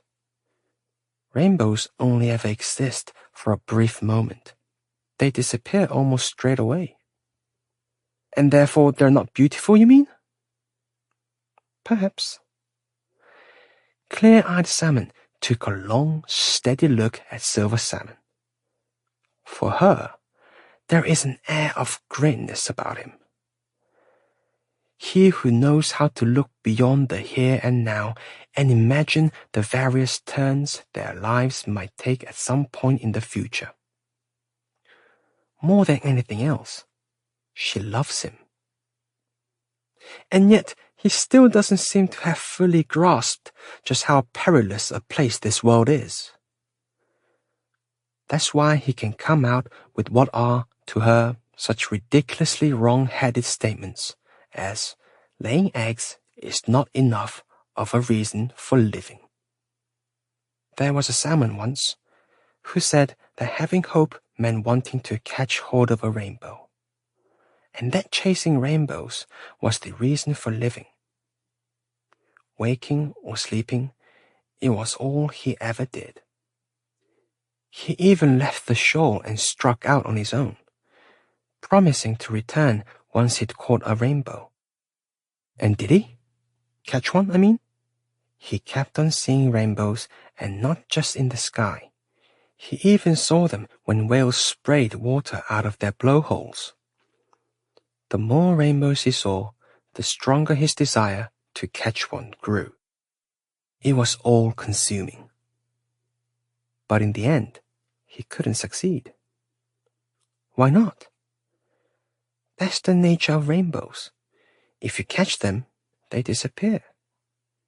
They say that in the end, a mere 2 days after he abandoned the shoal, the salmon died. Floating belly up on the surface of the sea, with the whites of his eyes visible. The image made Silver Salmon shudder. There is such a thing as an iron window, they say. When humans hold it up and the sunlight glances off it at a particular angle, it makes a glittering rainbow. That salmon, the one who died, also saw that kind of rainbow. As it was much nearer to hand than the sky's rainbow or the whale's rainbow, he threw caution to the wind and flung himself at it immediately, imagining an easy end to his quest. He'd be back with the shoal in no time at all, he thought, showing off his prize. But instead, he ended up impaled on the iron window. Before she knew it, clear-eyed Salmon's eyes had filled with tears. Each tear held a message for Silver Salmon, one she was desperate to convey: that chasing rainbows was ultimately and utterly futile. Something doesn't have to be far off to be beautiful. It doesn't have to be on such a grand scale either. And it doesn't need to vanish in the space of a moment. The roar of the water as it crashes down over the rapids was getting louder and louder. The rapids have halted the shoal's smooth progress, and the salmon felt cowed and unsettled by all the noise and confusion. Silver Salmon began to regret his boasting about having seen the rainbow. In all respects, Clear-eyed Salmon was certainly the more mature of the pair.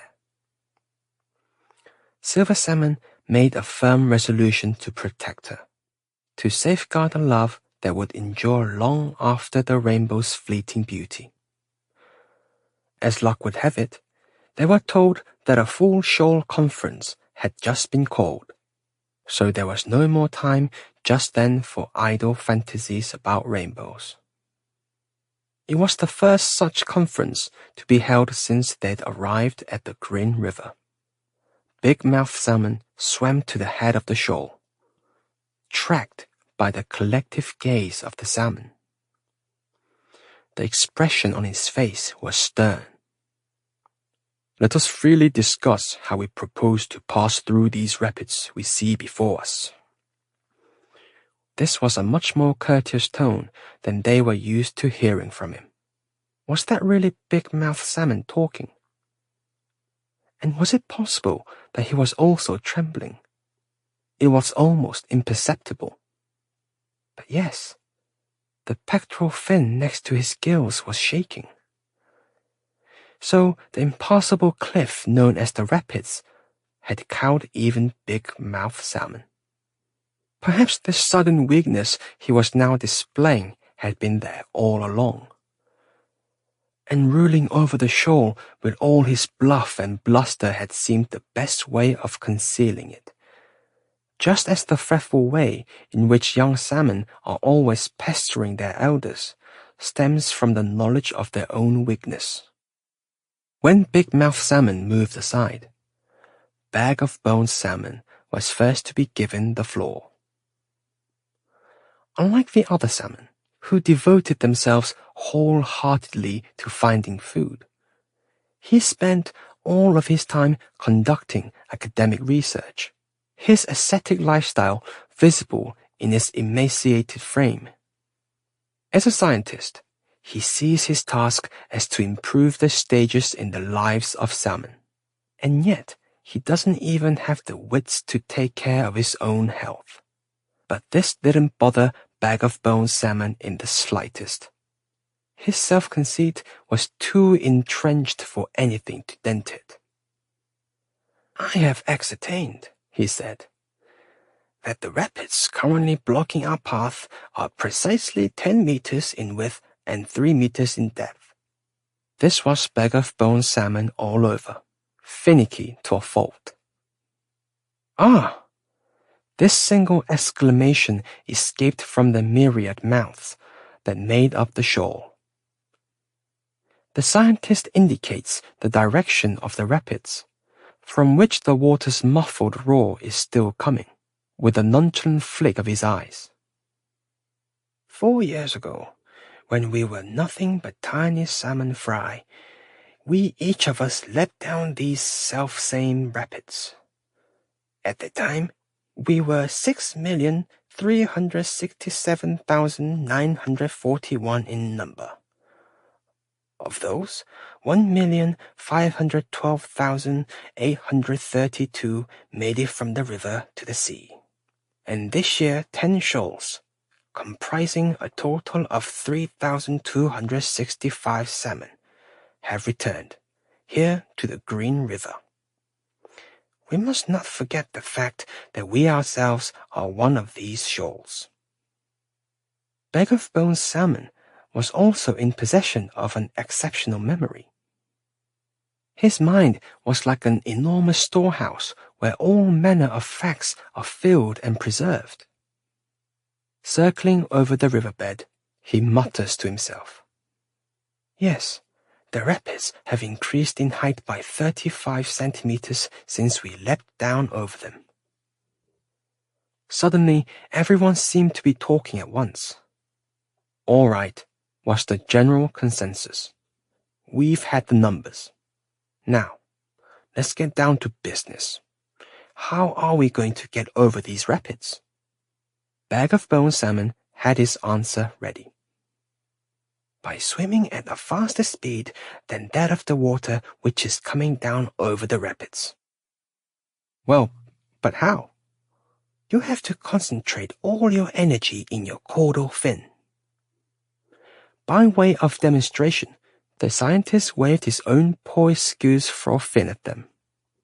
"If, for the sake of argument, we take the velocity of the falls to be 30 kilometers per hour, that means we would have to produce speeds in excess of 40 kilometers per hour, at least." "And what's the actual velocity of the falls?"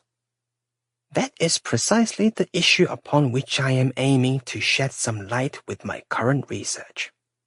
There was a loud groan of disappointment. "Well, a fat lot of good that is, then." "My research merely aims to develop a theory," Bag of Bones Salmon said tetchily.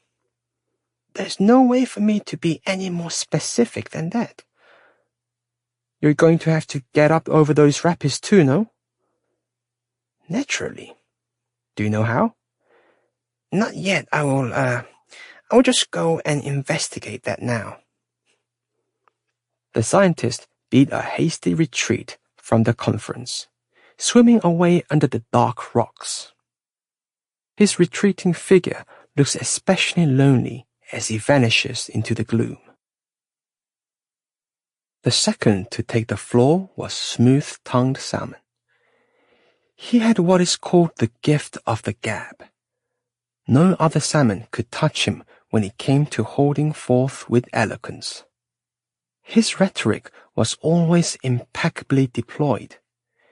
His enunciation was crystal clear, and his delivery couldn't be faulted.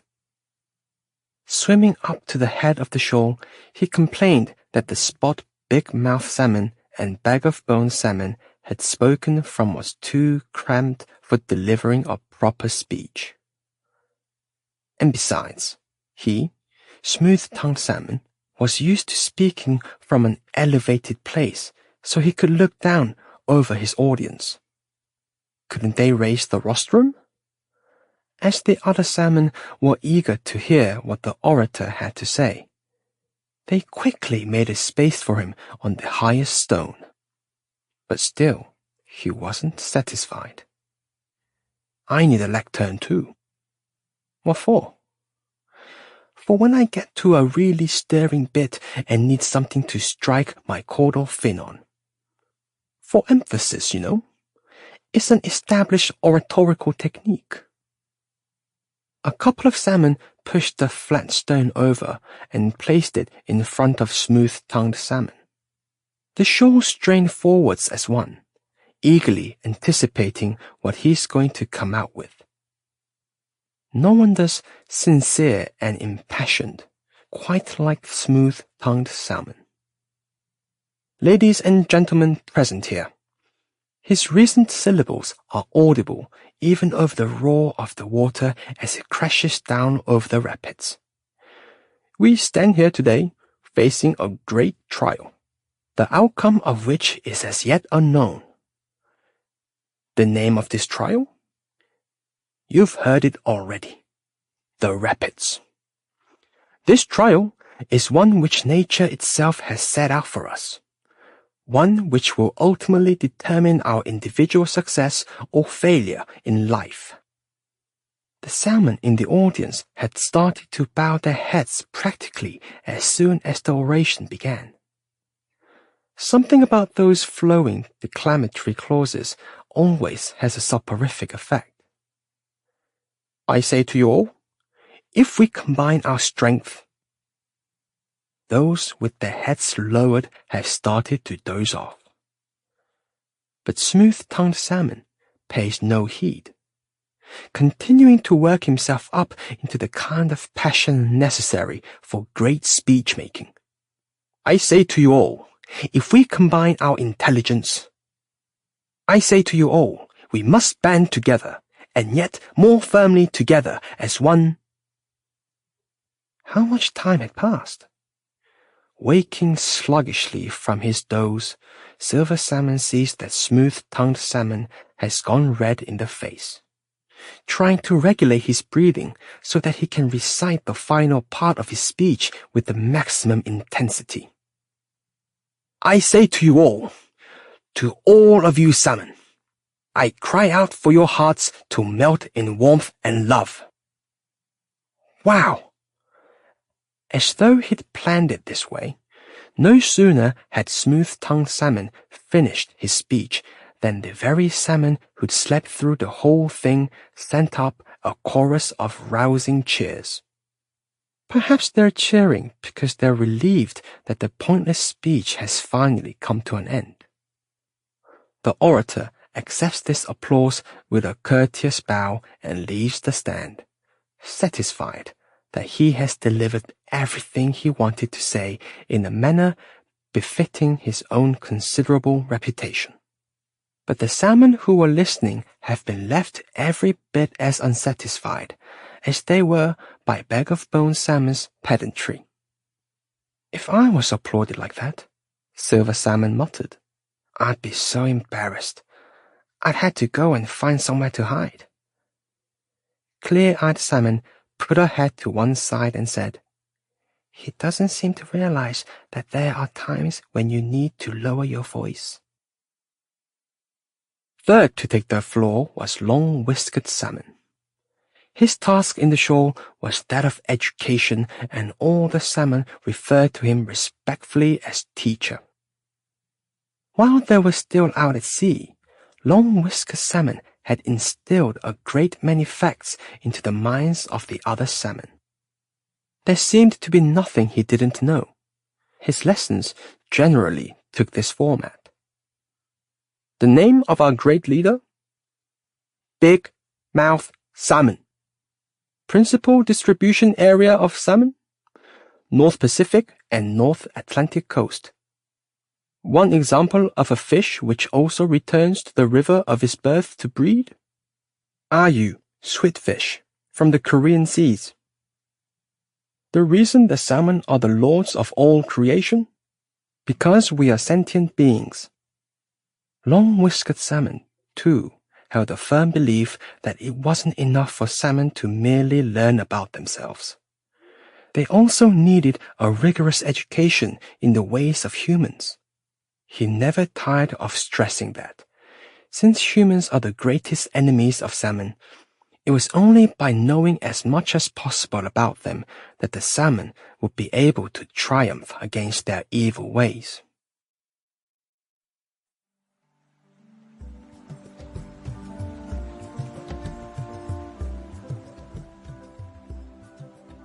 The year humans first landed on the moon? 1969. The places lauded as 3 great cities of beauty? Sydney in Australia, Naples in Italy, Rio de Janeiro in Brazil. His knowledge on these matters was seemingly bottomless, and his lessons could well have gone on forever. This won him the respect of a great many of the salmon, and everyone took care to use humble language when addressing him. The other salmon were convinced that long-whiskered salmon's wisdom would show them the way to overcome the cliff-like rapids. The thing about life, the sage teacher explained, is that it's all one continuous test, and the only way to secure the future is to be prudent in the way that we approach these tests. That's all these rapids are, a test that nature has laid out to challenge us. There's an old saying, if at first you don't succeed, try again. So even if we fail the first time, we have to take up the challenge a second time, a third time, even a fourth time. But we know all that already, teacher. We know we have to accept this challenge. What we want you to tell us is how. The one who'd had the presumption to interrupt the teacher in full flow was none other than Silver Salmon. Unused to being treated in such a way, Long-whiskered Salmon blinked in surprise and stopped speaking for a few moments, but quickly recovered his train of thought. Weak, lazy salmon are stragglers, failures. Your success depends on you yourself. Everybody, take a look at bent-back salmon over there. There's an example of a salmon who failed to look after himself properly. Teacher! Silver Salmon protested loudly, but Long-whiskered Salmon seemed not to hear him. Perhaps because of the general hubbub being caused by the other salmon. You must all strive to avoid becoming like bent-back salmon. Teacher, how can you say... Silver Salmon had turned bright red in indignation. Bent-back salmon's disability hasn't come about because some lack of effort on his part. It's the human's bad water, which they spill into the rivers and seas, that's made him the way he is. His bent back causes him terrible suffering. But there's something that pains him even more than the agony of not being able to swim properly. Have you ever thought about what that might be? It's the pain of wanting to help others, but simply not being able to. That's what's hurting bent-back salmon. Still, Long-whiskered Salmon refused to back down. I wasn't intending to shame him, he said loftily. I was simply using him as an example. Silver Salmon couldn't listen to any more of this. These words seemed to him nothing but a poor attempt to excuse bad behavior. The teacher seems to think that lessons are the be-all and end-all of life. Perhaps even while watching the fallen leaves floating on the river's surface, he's thinking about the morals that could be drawn from it. If he were to come across a flower he hadn't seen before, rather than marveling at its beauty, he would bury his head in an illustrated guide to plants, wanting to know only whether there was some practical benefit to be had from the flower. Even when he gazes up at the stars, perhaps he's searching for a lesson there. He doesn't understand that flowers and stars are beautiful in themselves. Even with his painfully crooked back, bent-back Salmon does the best he can. But the teacher can't understand why his pain is beautiful, why his disability is beautiful, because the teacher can only teach. Fourth up to the front is Seer Salmon. He is a soothsayer, the one who chooses each salmon's name when it is born, and predicts the fate that will befall them in the days to come. His fame grew after he predicted that Big Mouth Salmon would become the leader of the shoal. And it was widely known that whenever there was some difficulty that needed solving, Big Mouth Salmon would come to him for advice. Though Seer Salmon had taken upon himself the task of choosing names for the other salmon, he hadn't, of course, been able to choose one for himself. The other salmon thought this was something of a shame, and had themselves given him the name Seer Salmon. As Seer Salmon swam up to the front, he looked deep into the eyes of each salmon he passed, one by one. His face was always eerily blank, entirely free from the tensions and concerns that frequently plagued the other salmon. It is the wrath of heaven that has sent this fierce water of suffering to us. Seer Salmon claimed to have the ability to communicate with the heavens whenever he chose. The majority of the salmon weren't quite so credulous as to take that at face value. But all the same, there were a decent number who said, "In any case, it would be good if it was true. I don't see any harm in it. Why not believe what he says?" Big Mouth Salmon was one of these latter. He had his gaze glued to the soothsayer, straining to catch every word. "It's perfectly evident that we can surmount these rapids. We just need a little time." At this, the faces of the listening salmon brightened like sunshine after rain. Someone called out, "How long should we wait?" "Even I don't know that." "But you can predict the future." "Of course, I am aware of our ultimate fate. But as for the precise way this fate will pan out, only the heavens know that. Only there do they have the power to decide when the time has come for us to overcome these rapids. Before that, any attempt is doomed to end in failure, however much we exert ourselves." The eager, hopeful expression that had been visible on Big Mouth Salmon's face contorted into angry disappointment. "The time for us to spawn is getting nearer every day, and it's my responsibility to guide the shoal to the spawning grounds. And you're saying we should just wait indefinitely with no concrete plan?" Big Mouth Salmon abandoned the courteous language he'd used at the start of the conference. His words were blunt and to the point. But it seemed that nothing could disturb the soothsayer's preternatural calm. If that is the will of heaven. Seer Salmon slowly closes his eyes.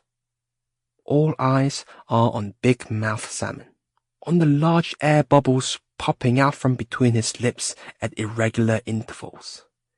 His ragged breathing is clearly a sign of inner turmoil.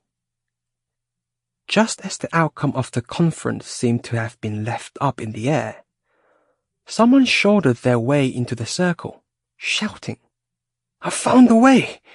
I said my research would be necessary to find it, and now I have!" It was Bag of Bones Salmon. In an instant, all eyes were on the scientist. "I measured every nook and cranny beneath the rapids," he boasted. And at the far right-hand side, I discovered a newly made passage, a kind of dark tunnel. I ascertained that the speed of the water flowing there wasn't even 10 kilometers per hour. It seems like something humans have made for us. Humans? Inside the dark tunnel, there is a flight of steps. Each step is around 30 centimeters in height. That kind of regularity doesn't exist in nature. Only humans could have made it. Humans are the greatest enemies of salmon. And those selfsame humans had made a way for salmon to use. The audience couldn't believe what they were hearing. Long-whiskered salmon looked particularly skeptical. There are countless humans who do cruel things simply in order to show that they can, he said. Why is the earth a den of thieves? Why are murders committed there every day?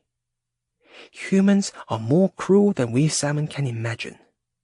How could we ever trust those who invented war? Several salmon nodded in agreement, chiming in with their own opinions. Perhaps that tunnel is a trap the humans made to lure us in. It's a route to death. Perhaps it's better to just die here rather than be killed by humans. It's not a trap, Bag-of-Bones Salmon insisted. It's a way through.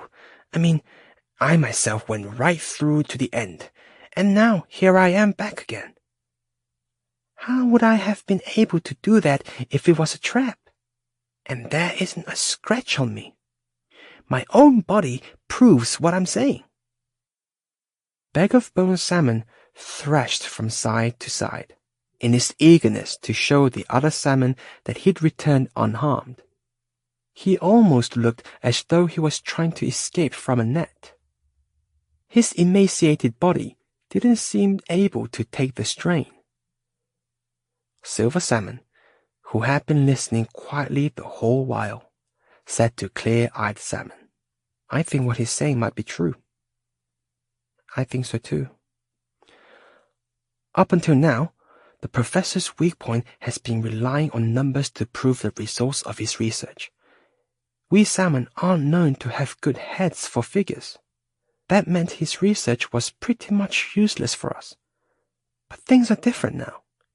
Instead of relying on statistics and abstract theories, he put his own safety at risk by venturing into that dark tunnel alone. Now he has physical evidence to back up his claims. Silver Salmon and Clear-eyed Salmon waved their pectoral fins in agreement. All the energy has fizzled out from Bag-of-Bones Salmon's eyes. Perhaps his recent exertions have proved too much. The other salmon form a circle around him, watching in silence as the flame of his life gutters out. His final words are little more than muttered gasps. The way I discovered is clearly the easy way.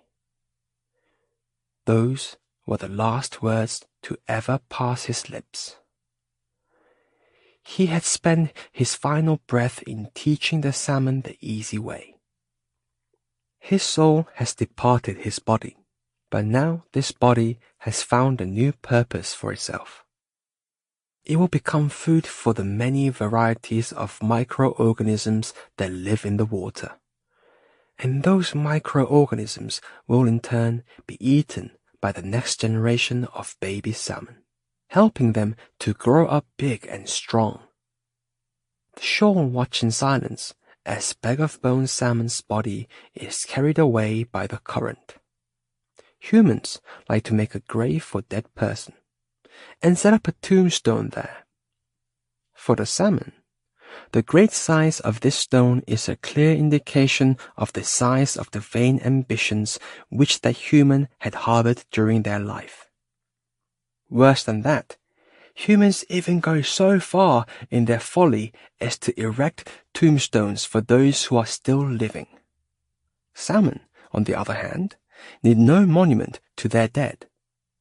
They prefer to look death in the face in silence, to feel sad for the brief amount of time that is appropriate, but then to quell this sadness and move on with their lives. Right, let's hurry up and stop dawdling. Several salmon had already left their places, though the conference hadn't yet been brought to an official close. Big Mouth Salmon was painfully at a loss.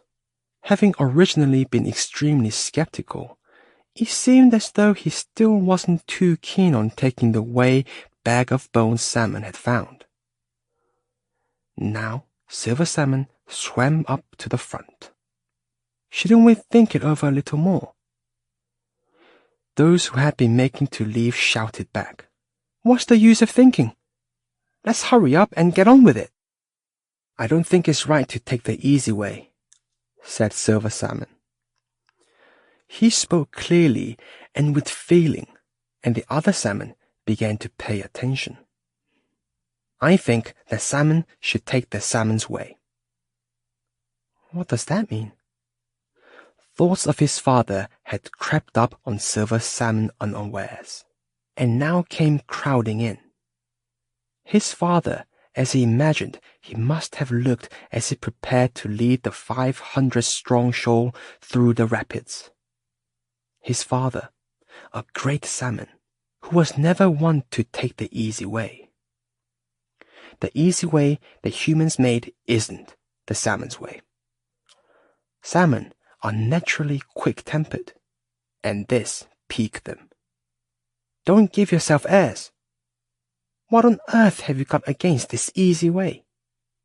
I respect the departed professor, Bag of Bones Salmon, who discovered this easy way, and I acknowledge that he sacrificed himself trying to help us," replied Silver Salmon. "But we salmon have the ability to overcome the rapids ourselves. We can't just give in without even trying.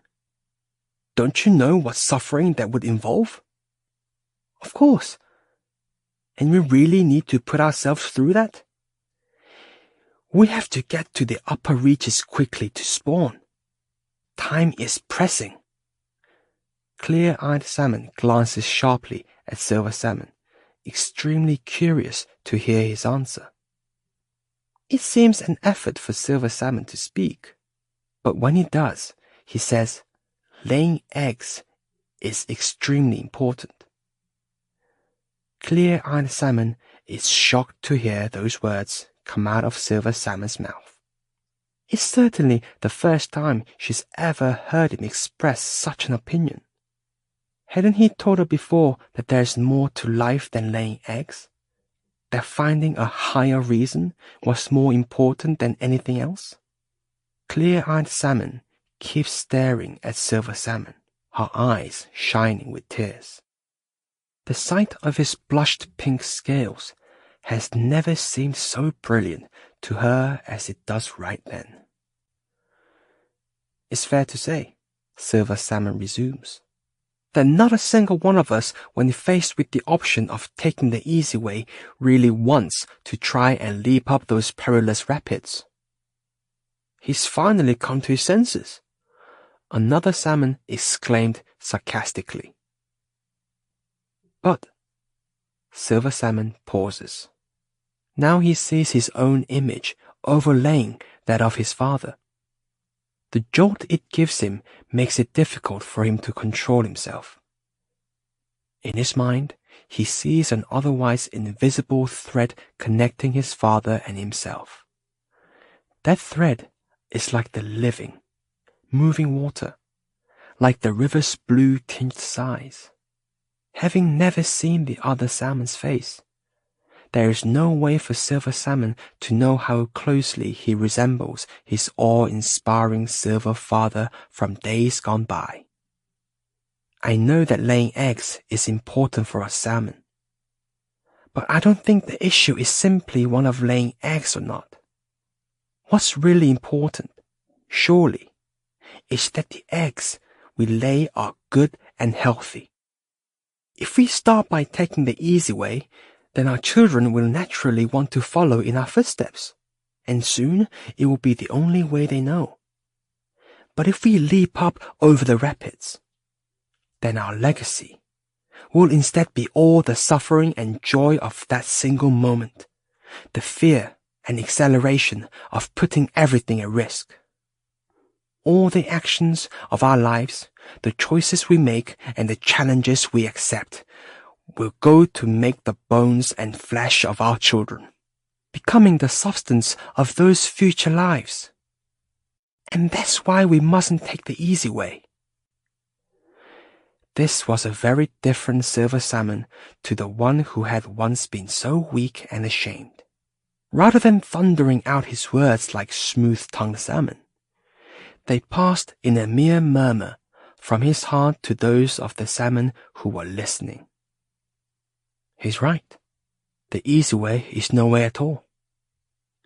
I think there's something beautiful in choosing not to take the easy way. I'm going to do as Silver Salmon suggests. I'm going to leap over the rapids too.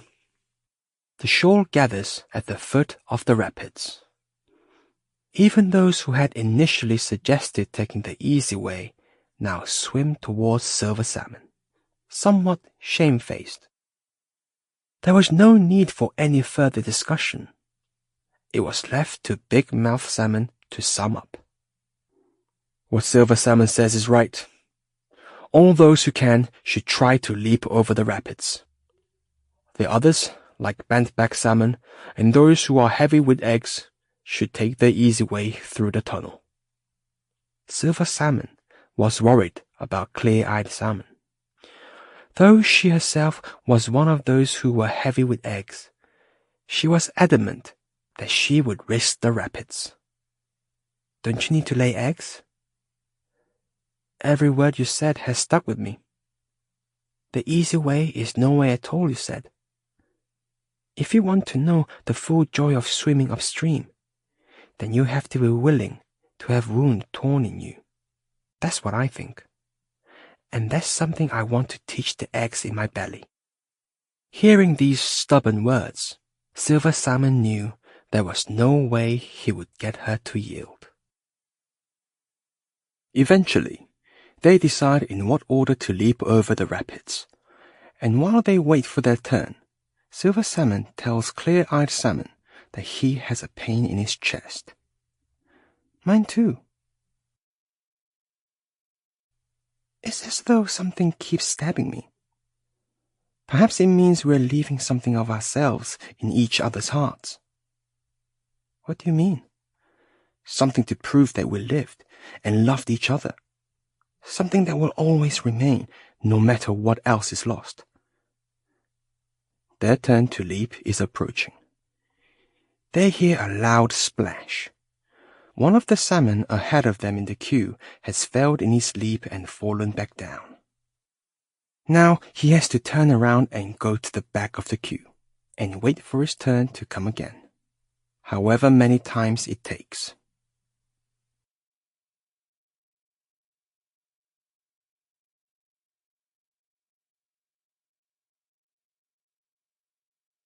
Silver Salmon, did you find the meaning of life? Yes, I think so. Life, but there's no time for Silver Salmon to answer. His and Clear-eyed Salmon's turn to attempt the rapids has finally come. Courage, Clear-eyed Salmon says. The pressure of the water pouring off the rapids prevents Silver Salmon from opening his eyes properly. Though he hasn't eaten anything since swimming up from the mouth of the Green River, there is still energy left in his body. He'll have to expend at least half of that energy now if he is to overcome the rapids. He has to move his caudal fin from side to side quicker than at any other time in his life. If he is to generate the necessary speed, he has to leap with his whole body, with his whole heart. Silver Salmon and Clear-eyed Salmon drive up through the water with all their might. They see and hear nothing, and their minds are entirely empty of any thoughts. They are nothing but sleek, muscular bodies leaping up over the rapids, darting through the choppy current and shooting up into the air. What happened next was nothing short of miraculous. Almost before they knew it, the violent ropes of water that had been pouring over the rapids were gone, and in their place was a calm, gentle current cradling them in its soft embrace. But this was no miracle. It was reality. They really had leapt all the way over the rapids. The gravel on the riverbed sparkled iridescent in the sunlight, the tiny pebbles clinking together as the soft current swept over them. Both in front and behind are other salmon who have successfully conquered the rapids, with more joining them at every moment. That difficult, important challenge was as easy as this? They shook their heads in wonder. Silver Salmon wanted to see the outside world. If he suggested it, he would have to wait for the river to open a window in his chest. Just this once, Silver Salmon wanted to try making a window in their river by himself, without any help. Perhaps, in order to do that, I need to first open a window in myself. I've been closed all this time. I see that now. I've lived my life in ignorance of anything outside myself. He suggested to clear-eyed salmon that they poke their heads out of the water, and together they made a window in the now gentle river's chest. The first thing they saw was a group of humans gathered by the water's edge. Something about them seemed strange to Silver Salmon, but he couldn't put his fin on it at first. "That's it," he said, turning to clear-eyed salmon. "Why aren't they carrying nets or fishing rods?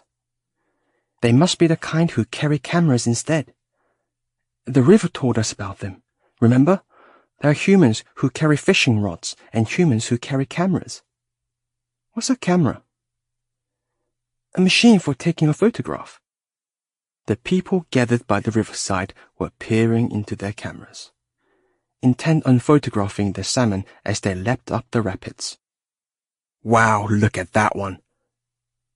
What a sight for sore eyes. That one over there is all silver." Their excited babble was audible even where Silver Salmon was. He wanted to swim closer to them and show off his silver scales. Clear-eyed salmon had said a camera was a machine for taking a photograph. Well, then Silver Salmon wanted to be captured by those cameras, to become suspended in time. Excitement bubbled up in him at the thought that there were humans who could be trusted after all. "What a wonderful world we're living in," he exclaimed to clear-eyed salmon. She rippled her sides in agreement. Silver Salmon swims up to the riverbank to get a closer look at the kind-hearted humans. As if on cue, they each point their cameras straight at him. Explosions of light detonate from their lenses. This made Silver Salmon jump at first, and the bright lights dazzled him. But he knew he was in no danger. The kind of human who carries a camera was clearly the kind who knows how to look at salmon on their own level. But then one of the humans catches his eye, one who isn't holding a camera. This human is much smaller than the others, and is sitting by the river's edge with his chin in his hands. His eyes, black and glossy as wild grapes, are staring wonderingly at Silver Salmon. His tiny, pouted lips are mumbling something. He seems to be trying to talk to Silver Salmon. "You don't have any hair on your face," Silver Salmon ventures. "That's because I'm not a grown-up," the young human said. And Silver Salmon could understand. So there were humans who knew how to speak with their hearts too. "Ah," Silver Salmon said. "So humans grow hair on their faces when they become adults, just like salmon. How did you get here?" I came with my dad. That's him in the red jacket. Mum and Big Sis came too. So the young human had a father. Silver Salmon feels a smarting pain in his chest and regards the young human with envy. What sort of man is he, your father? He's a photojournalist. It must be so great for you. What must be? Knowing your father's face. Don't you have a dad? I did, but I never got to meet him. All salmon die after their work at the breeding ground is done, you see. It's the river who raises us. Well, in that case, shouldn't you call the river Dad? Really? Just like that? Yeah, definitely. The young human seems to want to comfort Silver Salmon. I have to go now.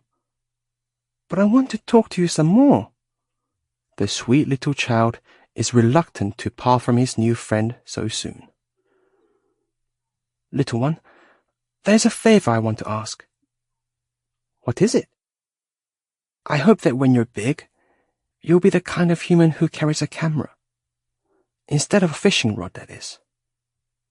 Okay, I won't forget. Bye. The little human waves his hand. Thank you, bye.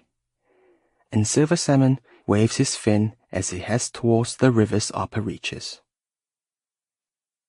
The river is gradually narrowing. Several stones of various sizes have been placed in a line across it. Who are you? I'm Stepping Stones. Stepping Stones answered. What are you doing there? Silver Salmon asked. My job is to help people across the river. Taking a closer look, Silver Salmon saw the footprints of various people who had walked over stepping stones.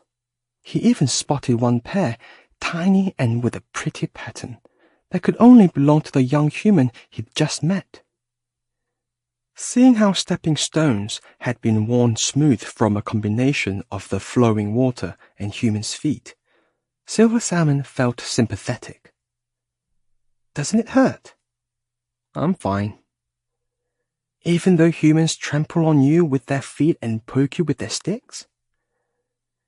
If they didn't trample on me, I'd have no reason to exist. How can I help anyone across the river unless they tread on me? I see. Even Stepping Stones, who looks so plain and innocuous, has a helpful, meaningful job to do, Silver Salmon thought to himself. He enjoys himself even while he's being trampled upon, and all because his purpose in life is clear to him. He puts all his strength into carrying out his allotted task, while also being careful not to obstruct the flow of the river. Compared with him, what a flimsy, meaningless thing I am. Silver Salmon and clear-eyed salmon swim side by side between two of Stepping Stone's stones. The water gets shallower the further up they go, so shallow that their dorsal fins poke out above the surface. This tiny stream is so different from the huge, coursing green river they knew before that it can't really be called the same thing. But here, Silver Salmon feels a sense of gratification flowing into his body, which he hadn't felt in the deep water. Up until now, I always thought the river and the land were completely separate. I thought of the river as the home of salmon and the land as the domain of salmon's enemies, humans. I assumed humans were separate from nature and from salmon as well. But that was too hasty of me. I see that now. This stream that envelops me is made up of millions of water droplets, which have come down from the very tops of the mountains. Why didn't I realize that this stream is also a part of the great river, that together they flow down to the vast sea? Looking down at the stream bed beneath him, Silver Salmon sees how it all interlocks. The land by the water's edge holds hands with the land over which the water flows, forming a single whole. He thinks of the deep blue sea, of its ceaseless, restless surging. The sea holds hands with all the continents, forming another perfect whole. The land supports the water laps against the land, and so this world is made.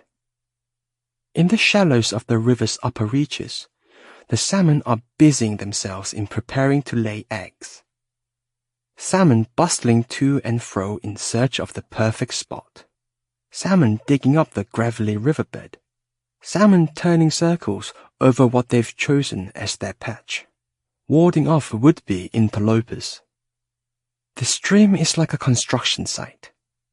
And indeed, what the salmon are constructing when they spawn, the future, may well be the most important construction of all.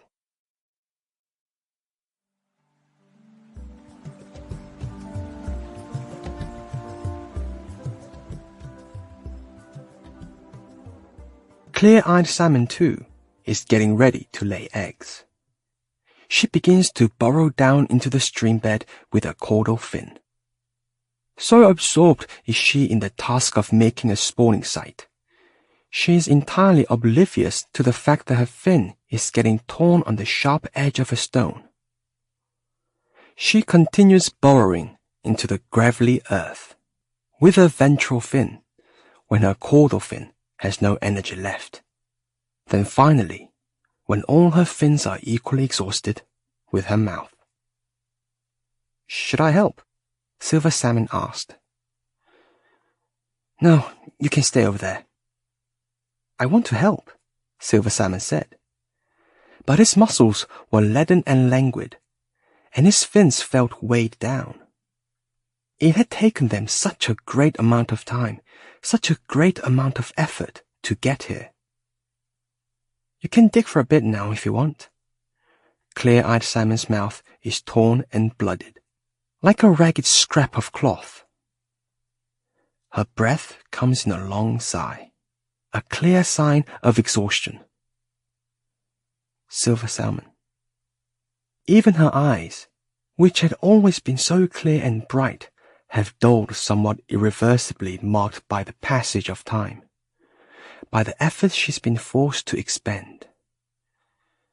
She is the very image of a salmon who has passed through the long tunnel known as life.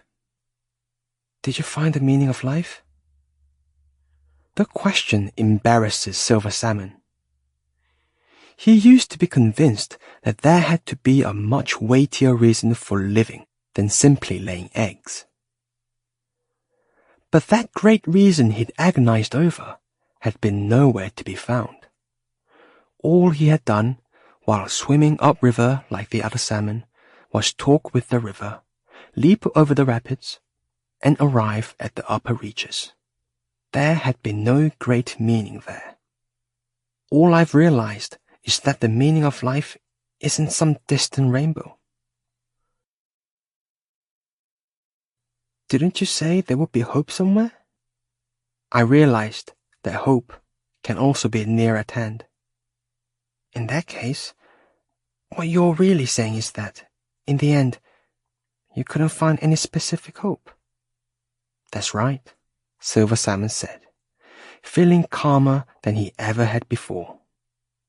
I couldn't find hope. But that isn't something to regret. Compared to salmon whose lives are devoid of even the merest scrap of hope, I think I can say I've been happy. Even now I believe hope exists. Somewhere in this world. And that is there for us to find, as long as we have eyes to see it. My own hope for the future is for many other salmon to think like I do. To clear-eyed salmon, Silver Salmon is like someone who has finally returned home after a long journey far away. He wanted to grasp the distant clouds and fleeting rainbows, but now he is content to be what he is, a single salmon. This change of heart seems, to clear-eyed salmon, somewhat sad, but she doesn't blame him for it. Silver Salmon is far more beautiful than all those others, who have never known even the tiniest bit of hope or curiosity. She understands now why he was always wanting to poke his head out of the water to see the world with the eyes of the heart. Silver Salmon, it's time for us to lay eggs. Clear-eyed Salmon has finished making the sight. She looks worn out, but makes an effort to smile. Silver Salmon, come here to me, she says. She seems to want to say his name as many times as possible, perhaps aware that there aren't many opportunities left. Silver Salmon swims up next to her, stopping directly above the sight, so that their bodies are aligned side by side. It isn't easy for them to hold themselves still like that. Everything around them seems strangely becalmed, as though time itself has stopped. Silver Salmon is unable to muster a single word of response. For Salmon, laying eggs means the end of life. Silver Salmon feels himself trembling from all the frightening thoughts that are crowding into his mind. But it isn't death itself that he fears. More frightening is that the love he shares with Clear-eyed Salmon is coming to an end. He is also afraid of being separated from the green river. Clear-eyed Salmon, he whispers, the river will keep on flowing even after we're gone, right? I think so. Yes, I think it will flow on. Will the river remember us? I trust it. What does that mean? Only those salmon who trust the river will be able to return to it. Our eggs will trust it too, I'm sure. Clear-eyed Salmon's words are composed, but Silver Salmon can't conceal the sense of unease lapping like waves in a corner of his heart. When we're gone, will the river take care of our eggs? Even though we salmon don't raise our eggs, our death ensures that they are provided for. There's no doubt in my mind that the river will look after them. Everything is growing dark in front of Silver Salmon's eyes. If it were possible for this thing known as life to be turned back, he wants to start again from the beginning. If such a thing were possible, he would have devoted himself to making many more beautiful, happy memories for Clear-eyed Salmon than he had done this time round. If only the clock hand of life, where so much time had been wasted in shame and fruitless searching, could be turned back. When our children hatch from the eggs, we'll be forgotten, as if we never existed, no? But perhaps it's only by forgetting us that our children will be able to make happy memories for themselves. That's just how life is for Salmon. As soon as she finishes speaking, Clear-eyed Salmon opens her mouth as wide as it can possibly go.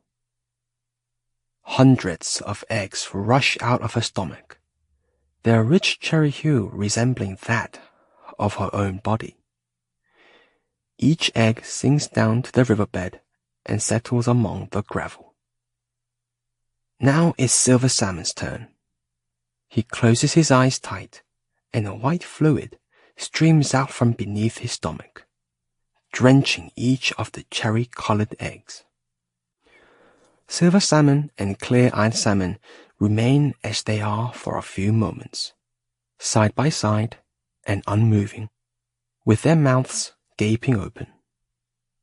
It is both the first and last scene in this world that the two of them have achieved together, the most sublime and also the saddest. It was all in order to achieve this single scene that they cast their tender young bodies down over the rapids 5 years ago. It was for this that they struggled against the rough waves of the Bering Sea in the North Pacific. For this, they made the long and arduous journey back to the Green River, risking death at every turn. Precisely in order to achieve this scene, the scene of death solemnized by the creation of new life, they overcame countless deaths. Only once the spawning has finished will the souls depart their bodies, all the energy that has animated their lives flowing back into the world. Leached of color, their bodies will float to the top of the river and bob gently on the surface. Silver salmon and clear-eyed salmon. Perhaps before they close their eyes, they take one last long look at each other and say something like this. Those eggs will have your clear eyes. Perhaps those clear eyes are already peering into the water of the North Pacific. And winter will come to the Green River. When it does, the water at the bottom of the river will continue to flow, under a quilt formed of huge ice slabs. That quilt will stay in place all winter long, while the river raises the salmon eggs nestled snug in its bosom. Now and then, a passerby will toss a stone at those slabs of blue-tinged ice capping the Green River, causing a cracking sound to ring out. Until the spring comes, be careful. Remember, there are young salmon there, growing up in the deep heart of the river.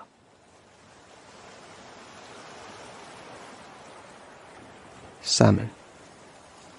The very word is heady with the scent of the rushing river.